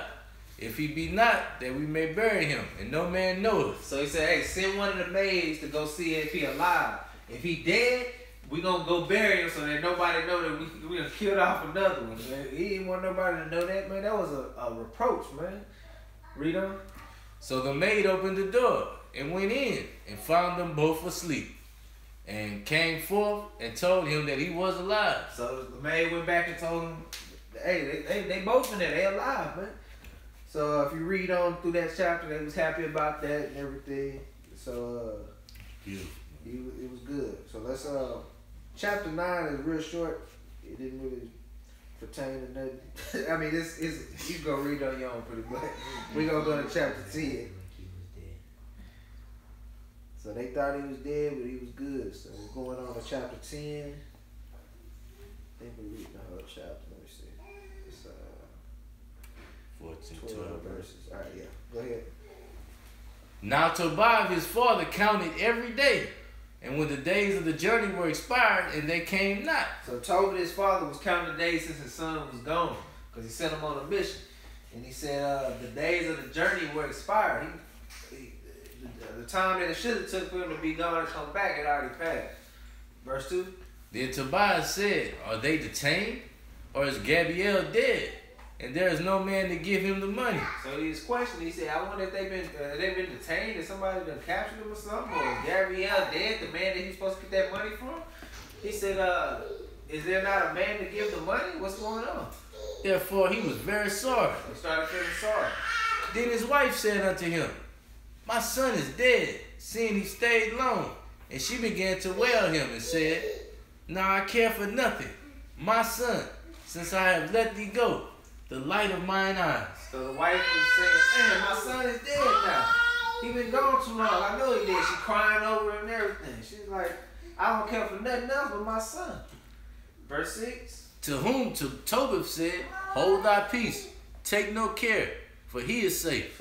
So Pop said, hey, he told his wife, he said, hey, calm down, man. He's all right. He's safe. Verse 7. But she said, Hold thy She peace. said, nah, you be quiet. And She said, nah, you hold your peace. and deceive me not. Read on. My son is dead. So she just like, nah, man, he dead, man. You done sent him on this mission and he dead. Read on. And she went out every day into the way which they went, and did not eat no meat on the daytime, and ceased not whole nights to bewail her son Tobias, until the 14 days of the wedding were expired, which Raguel had sworn that he should spend there. Then Tobias said to Raguel, let me go, for my father and my mother look no more to see me. So basically, she started fasting and whatnot until, and she did. It wasn't no night that she didn't go by and she wasn't crying for her son. And it said so the 14 days of the wedding feast was had expired where Tobias and Raguel, the angel, was at. And so Tobias was like, hey, I need to go, man. My father and my mother, I know they out there looking for me. They ain't seen me in a while. Verse 8. But his father-in-law said unto him, tarry with me. He said, stay here. And I will send to thy father. He said, man, just hold on, man. I'm going to send you back. And they shall declare unto him how things go with thee. But Tobias said, no. He said, no. But let me go to my father. He said, I need to go. I got to go, man. I got to go back to my pop, man. Read on. Then Raguel arose and gave him Sarah his wife, and half his goods, servants, and cattle, and money. So that inheritance, remember? All of that's going to Tobias now. So he just married the daughter. So that was part of the how they did it. He said you got half of the goods, the servants, the cattle, and the money. You see how beautiful that is? You marry a girl and her daddy gives them half of what he got. So you sending can them start out right. Now y'all can start y'all family life off right. Y'all ain't starting behind the 8 ball. That's how you know we're cursed people. Because today we not leaving our children with no inheritance. We leaving them in debt. Most people when they die, their kids gotta start paying off their stuff. He had half to even give to them. So verse 11. And he blessed them and sent them away, saying, the God of heaven give you a prosperous journey, my children. And he said to his daughter, honor thy father and thy mother-in-law, which are now thy parents. So, hey, your father and your mother-in-law, now you got to honor them because they now your parents. Now, tell me how many marriages you got that's not in the word, and you got the parents, the people married going at it with their father-in-law or mother-in-law, or they don't get along. It's no respect. He just told them, hey, honor your father and mother-in-law because they now your parents now. Just like you would honor us, honor them the same way. Y'all should keep do that the in same mind. when y'all get married. Keep that treat in mind. your mother-in-law and father-in-law the same way you would treat your mother and your father-in-law. He said that I may hear a good report of thee. Read on. And he kissed her. And Edna also said to Tobias, the Lord of heaven restore thee, my dear brother, and grant that I may see thy children of my daughter Sarah before I die, that I may rejoice before the Lord. So she wanted to see them have kids. She wanted to see her grandkids. Bring them kids back so I can see them. Behold, I commit my daughter unto thee of special trust. Where or do not entreat her evil. So don't do her wrong, man. Do right by her, man. We giving her away to you. We trust you. Just do right by her, man. That's what any father or mother gonna say to their kids, man. To their mate, whoever their husband or wife is. That's what you tell them. Hey, man, just do right by her. So let's read 11, 5 to 19. Almost done. We getting to it. So start at verse 5. Tobit chapter 11, verse 5. Now Anna said, looking about toward the way for her son. So his mom was out there looking for her son still. And when she espied him coming, she said to his father, behold, my son cometh, and the man that went with him. So she saw them both coming, him and the angel coming back. Raphael, read on. Then said Raphael, I know, Tobias, that thy father will open his eyes. So he said, hey, Tobias, I know your father gonna open his eyes, because remember he was blind. Therefore anoint thou his eyes with the gall, and being pricked therewith he shall rub, and the whiteness shall fall away, and he shall see thee. So that gall from that fish told him what to do with it and put it on his eyes. And how when he rubbed it, the whiteness was going to rub off that blindness. He was going to be able to see. And this is how medicine is made. Medicine is just other forms of natural substance. Yep. They just ain't have to go to no doctor. They just knew exactly what would cure what. Yeah, Tobit went to the doctor and they couldn't do nothing for him. Yep. So, verse 9. Then Anna ran forth and fell upon the neck of her son and said unto him, seeing I have seen thee, my son. From henceforth, I am content to die. And they wept both. She said, man, I'm glad that you came back now that I've seen you. I can die now that I know you good. Read on. Tobit also went forth toward the door and stumbled. But his son ran upon him. And he took hold of his father, and he strake of the gall of his father's eyes, saying, Be of good hope, my father. So Tobit went toward the door and he stumbled, because of course he couldn't see. He said, but his son ran unto him, and he took hold of his father. Hey, you about to, because he about to fall. And he took that gall and rubbed it on his eyes. He said, Be of good hope, my father. Read on. And when his eyes began to smart, he rubbed them. And the whiteness peeled away from the corners of his eyes. And when he saw his son, he fell upon his neck, so he could see now. And he wept and said, Blessed art thou, O God, and blessed is thy name forever. And blessed art all thine holy angels. For thou hast scored and have taken pity on me. So he said, you scored and you took pity on me. For behold, I see my son Tobias, and his son went in rejoicing, and told his father the great things that happened to him in Medea. So he went and told him all what happened. Because he went and got married and everything, right? Told us he wouldn't go tell his dad what happened. Read on. I don't know. Then Tobit went out to meet his daughter-in-law at the gate of Nineveh. So he's back in the Neve now. Remember, they was in Ecbatane and went back to the Neve. Rejoicing and praising God. And they which saw him go marvel, because he had received his sight. So the ones that saw him, they were marvel. They see he could see. But Tobias gave thanks before them, because God had mercy on him. And when he came near to Sarah, his daughter-in-law, he blessed her, saying, Thou art welcome, daughter. God be blessed, which hath brought thee unto us.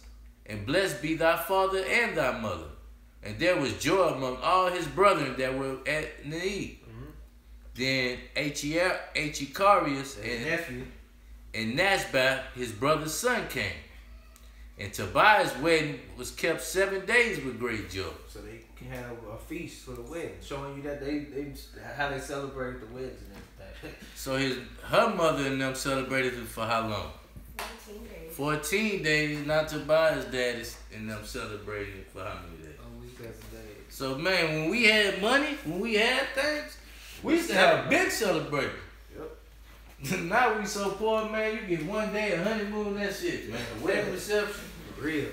that's if you, and that's considered balling. Yep. So we at verse 12. I'm sorry, chapter 12. We're gonna read just 1 through 5, and then we got a precept on that. Tobit chapter 12, 1 through 5. Then Tobit called his son Tobias and said unto him, My son, see that the man have his wages, which went with thee, and thou must give him more. Does he want more money? So he said, Tobit told his son, he said, hey, see that this man that went with you, that he get his wages. Because remember, he said, we're going to pay that man that go with you. And he said, which went with thee, and thou must give him more. Who was the man that went with him?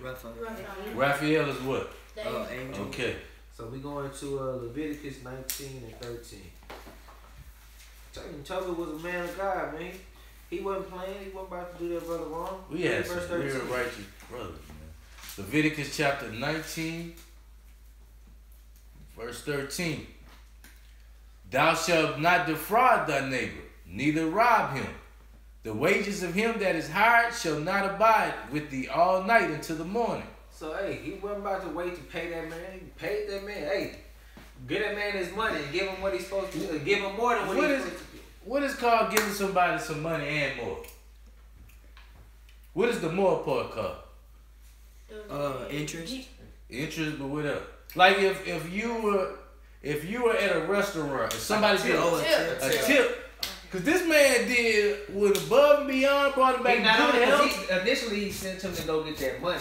But he done came back and showed him where to go to get his wife. He brought him back safely. He was alive. Then took the evil spirit out. I mean, he ain't probably, because he remembered. Tobit told him all the things that, Tobias told his dad everything that happened. Look, I got my wife, and we got rid of this evil spirit that she had on her, and all the husband before her had died, but we was good because of what he He told told us. me to He told me to get get the the gall fish and everything. For your eyes to So he heal went. you. He said, pay that man and give him a tip for everything he just did. Man, he did a lot of good for us. So verse, this is a precept on what Tobit was saying. He said, don't defraud your neighbor, neither rob him. The wages of him that is hired shall not abide with thee all night till the morning. So he said, pay that man. So let me see. 12, bro. So now we're supposed to read down just to verse 5. Read verse 2. And Tobias said unto him, O father, it is no harm to give to him, it is no harm to me to give him half of those things which I have brought. He said, that ain't no problem. For he hath brought me again to thee in safety, and made my whole wife, made whole my wife, and brought me the money, and likewise healed thee. He did all these good. Read on. He brought him the money and brought more money. Brought him half. Then the old man said, it is due unto him. So he called the angel, and he said unto him, take half of all that ye have brought, and go away in safety. So he said, hey man, he paid him. He said, hey, take all of this that we giving you and go away safe. We appreciate everything you did, man. He came and did what he was supposed to do. Yes. So we on chapter 13, 1 through 6. Almost done.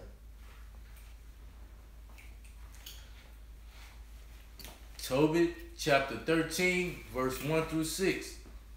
Then Tobit wrote a prayer of rejoicing and said, blessed be God that liveth forever, and blessed be his kingdom, for he doeth scourge and have mercy. He layeth down to hell and bringeth up again. Neither is there any that can avoid his hand. So Tobit wrote a prayer out, and he was saying, blessed be the Lord God. He said he scourges and has mercy. What does that mean, y'all? He punishes.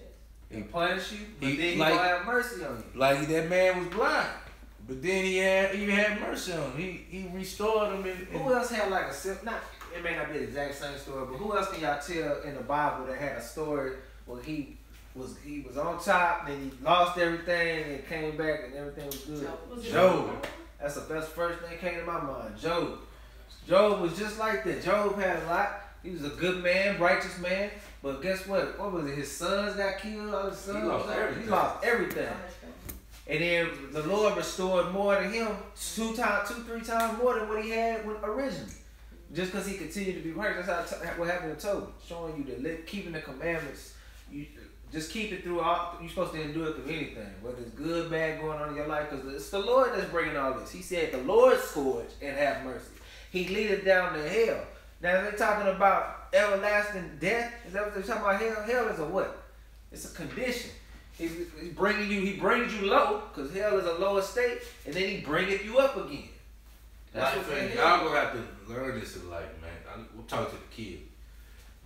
You ain't gonna always be up top all the time. Life is about highs and lows. Praise God, thank God through the highs and the lows. Which is why we are a spiritual people. We set apart from the other nations. When these other nations get into hard times, that's why you hear about them a lot of times. I'm not saying they don't have a document, but you hear a lot of suicides and stuff that go on in their community. They don't know how to deal with no rough times, man. As soon as the tough time come, they trying to take they think the world is over with, man. They ain't trying to be not.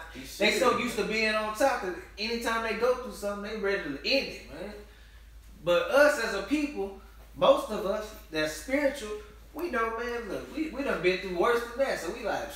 It is what it is, man. I gotta endure this. He's saying if a person had $5 million and they only got $1 million right now, don't you know there's some people that want to kill themselves, or they thinking they less than a man now just because they only got 1 million rather than 5? This is why he's telling y'all, the youth right here, y'all need to understand this. Y'all may say y'all graduate and everything. Y'all go to college, get a nice job, whatever. You set up in a nice position. Then all of a sudden, you hit hard times, man. Maybe you lose your job, you get laid off or something. You just need to know that the Lord, hey, he leadeth down to hell.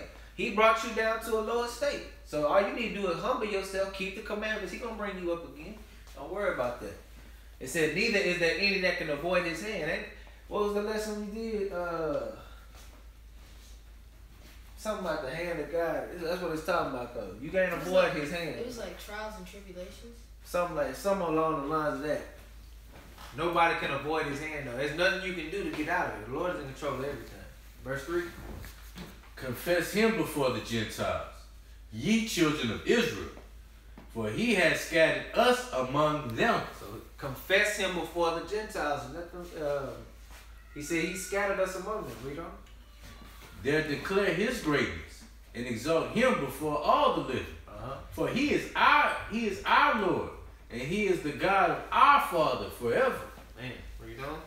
And He will scourge us for our iniquities, and will have gained mercy again, and will gather us out of all nations among whom He had scattered us. Because remember, Tobit prayed to God that he would rather die than be in the condition he was in. But the Lord brought him up. Took that blindness away from him. How far are we supposed to go now? Just to verse 6. Verse 6? These are some prayers we should be praying. Because we in the same condition. We scattered among the nations. Verse 6. If ye turn to Him with your whole heart and with your whole mind, and deal uprightly before Him, if you do these things, then He will turn unto you. Then He's going to turn back unto you. And not hide His face from you. Because that's a lot of our people, the Lord is hiding His face from them right now. Because they're not keeping the commandments. They're not dealing uprightly. Read on. Therefore see what He will do with you, and confess Him with your whole mouth, and praise the Lord of might, and extol the everlasting King.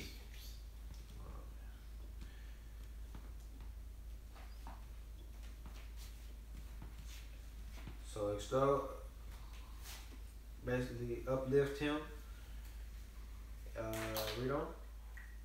In the land of my captivity do I praise Him. Where? In the land of my captivity do I praise Him. So we supposed to praise Him in this captivity. Read on. And declare His might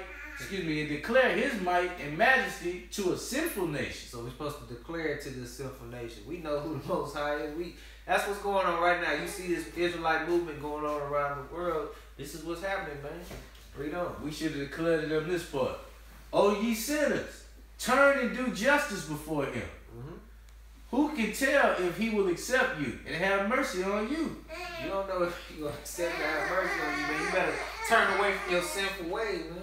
Do right. Do right. That's what do justice before Him.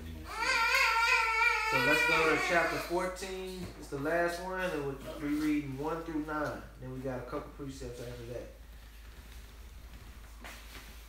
So I think we skipped over that part, but that angel, he eventually told them he was an angel.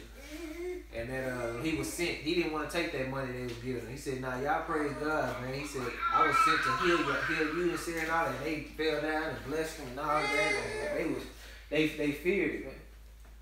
So Tobias, Tobit, excuse me, 14. Wait, hold on. Let me supposed to what we reading too. 1 through 9. That's 14, though. Yeah, chapter 14. Verse 1. So Tobit made an ending of praising God.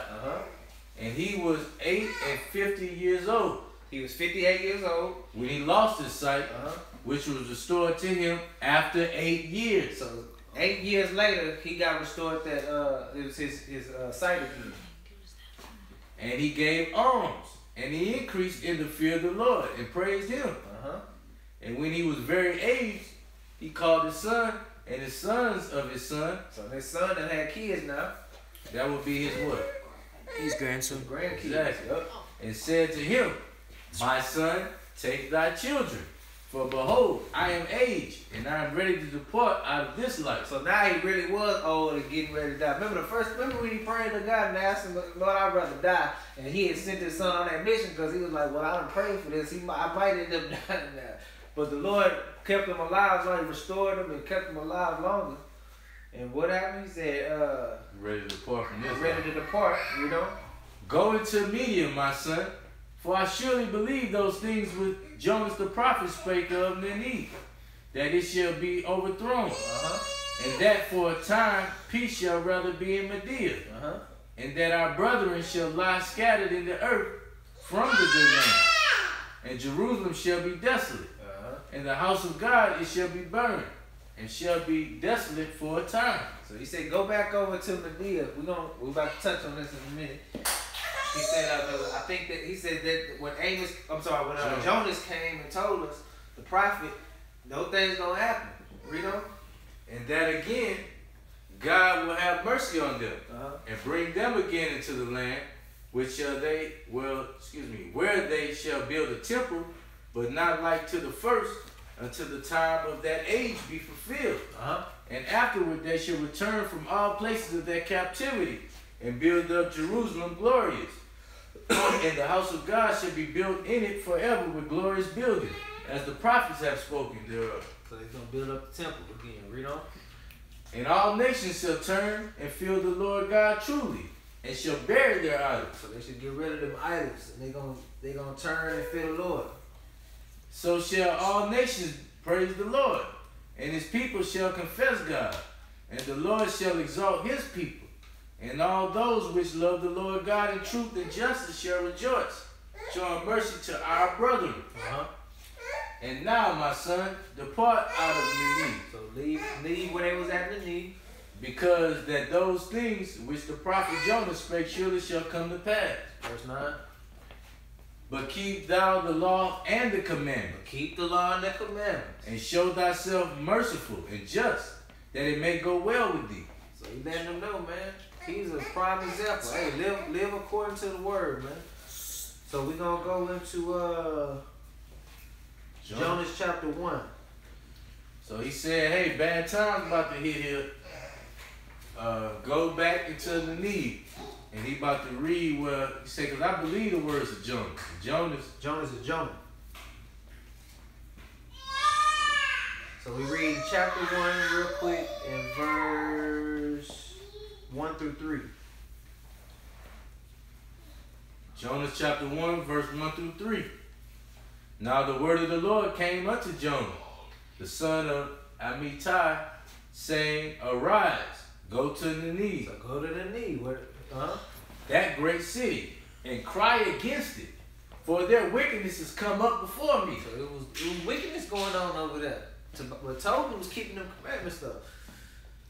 Read on. But Jonah rose up to flee unto Tarshish from the presence of the Lord, and went down to Joppa, and he found the ship going to Tarshish. So he paid the fare thereof, and went down into it, to go with them unto Tarshish, from the presence of the Lord. So when at first when Jonah got this word from the Lord, he fled. He got up out of there. He went down to Joppa, found a ship going to Tarshish. And so if you look at the map, he basically was going across the sea to a land far away. He was trying to get away from the presence of the Lord. It's like the Lord tell you to do something, but you don't want to do it. Yeah. So he was reluctant at first. So if y'all read on, it tells you about, that talks about how he went into the well and was in the belly of the well for 3 days and 3 nights. Y'all remember that? Y'all heard that story. So we're going to go over to chapter 3 and read 4 through 10. But the first thing he said in the first verse was the Lord told him to prophesy against that city. Mm-hmm. So 4 through what? 4 through 10. Jonah chapter 3, 4 through 10. And Jonah began to enter into the city a day's journey. And he cried and said, yet 40 days, and the Nineveh shall be overthrown. So Jonah ended up coming back. The Lord told him to do it again. He ended up doing it this time. Because he went through all that in the well of the belly and all of that and saved. So he ended up this time listening to what the Lord told him to do. Because the Lord still wanted to use him. He was chosen. So he said, yet 40 days, the Nineveh shall be overthrown. You know? So the people of Nineveh believed God and proclaimed a fast and put sackcloth from the greatest of them even to the least of them. So, hey, the people believed it. They said, oh, man, we about to be overthrown. So they proclaimed a fast. Remember we talked about how when rough times hit, they go proclaim a fast. Hey, everybody, ain't nobody to eat nothing, nobody to drink nothing. Put on your sackcloth. We about to start praying to the Lord. We need some healing. Read on. For word came unto the king of Nineveh, and he arose from his throne, and he laid his robe from him. So even the king, he took off his kingly robe and covered him with sackcloth and set in ashes. And he caused it to be proclaimed and published through Nineveh by the declare of the king and his nobles, saying, Let neither man nor beast, nor flock, herd nor flock taste anything. Let them not feed nor drink water. So remember when we did the Day of Atonement, this was a precept on there right there when you fasting. He said, let man nor beast, so your cattle or nothing couldn't eat, no herd nor flock taste anything, man. So if you were a farmer, what you had to do when this time had to come around? What did a farmer have? Oh yeah, go Animals, right? Yeah. So if you were a farmer, you couldn't feed your flock either. Let them not feed nor drink water. Nobody was excluded, man. Read on. But let man and beast be covered with sackcloth and cry mightily unto God. So pray to God. That's what crying to God is when you pray to him. Even the animals. Yea, let them turn every one from his evil way and from the violence that is in their hands. So everybody needs to turn from their evil ways. Verse 9. But who can tell if God will turn and repent and turn away his fierce anger, that we perish not? And God saw their works, that they turned from their evil ways. So the Lord saw that they humbled themselves and turned and did what? And God repented of the evil that he had said that he would do unto them, and he did it not. So he ended up not destroying them at that time. So let's go to chapter 4, verse 11. Just to prove that.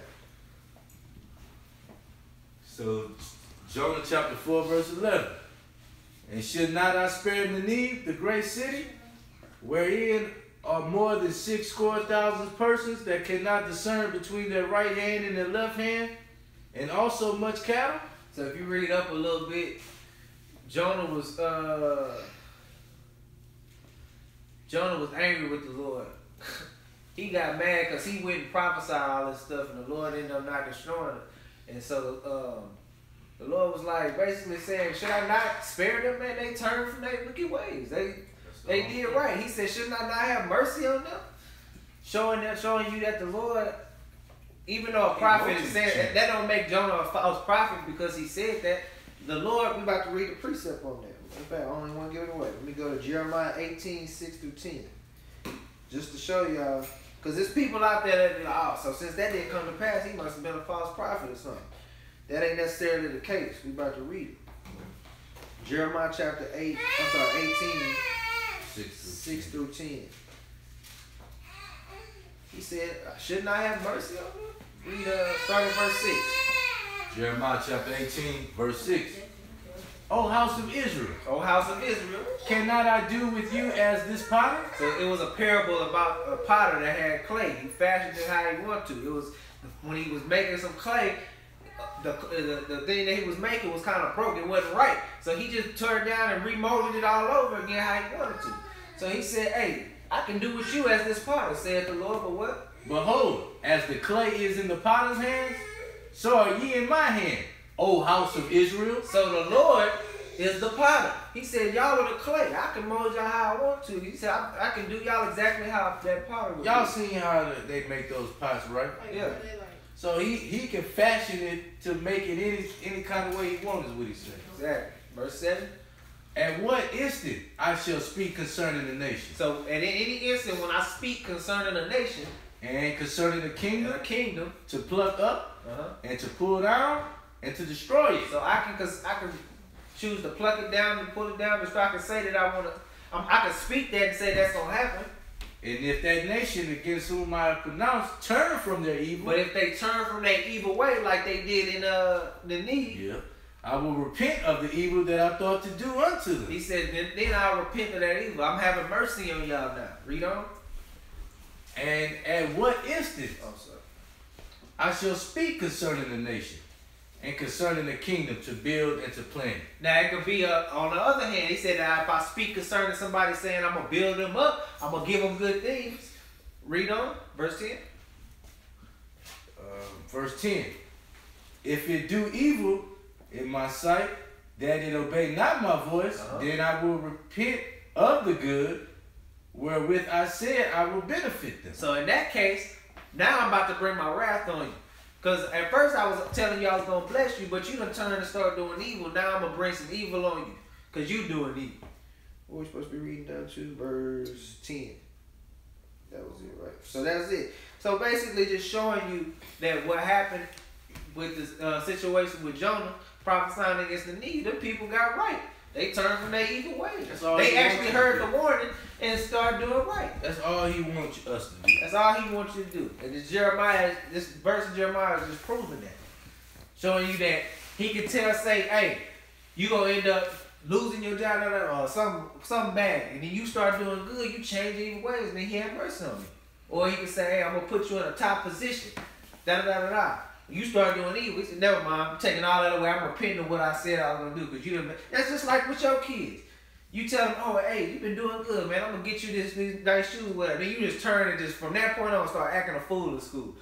I done changed my mind. Nope, you ain't getting them shoes no more. It's the same thing the Lord with us. He's the potter. He can mold and do whatever he wants. Imagine you got Israelites over here doing good. They don't want to do good no more. He'll bring them down and raise up some Israelites on this side of the world. Then they don't want to get it right. He'll bring them down and raise up some here in Chicago. Raise up here some Florida with some in Mexico. The job gonna get done regardless. Exactly. It's up to you to be a part of it or not. Amen. So basically that's it. That's the story of Tobit. And we want to thank everybody for gathering together on this Sabbath, and so we say shalom. Shalom. I'm going first.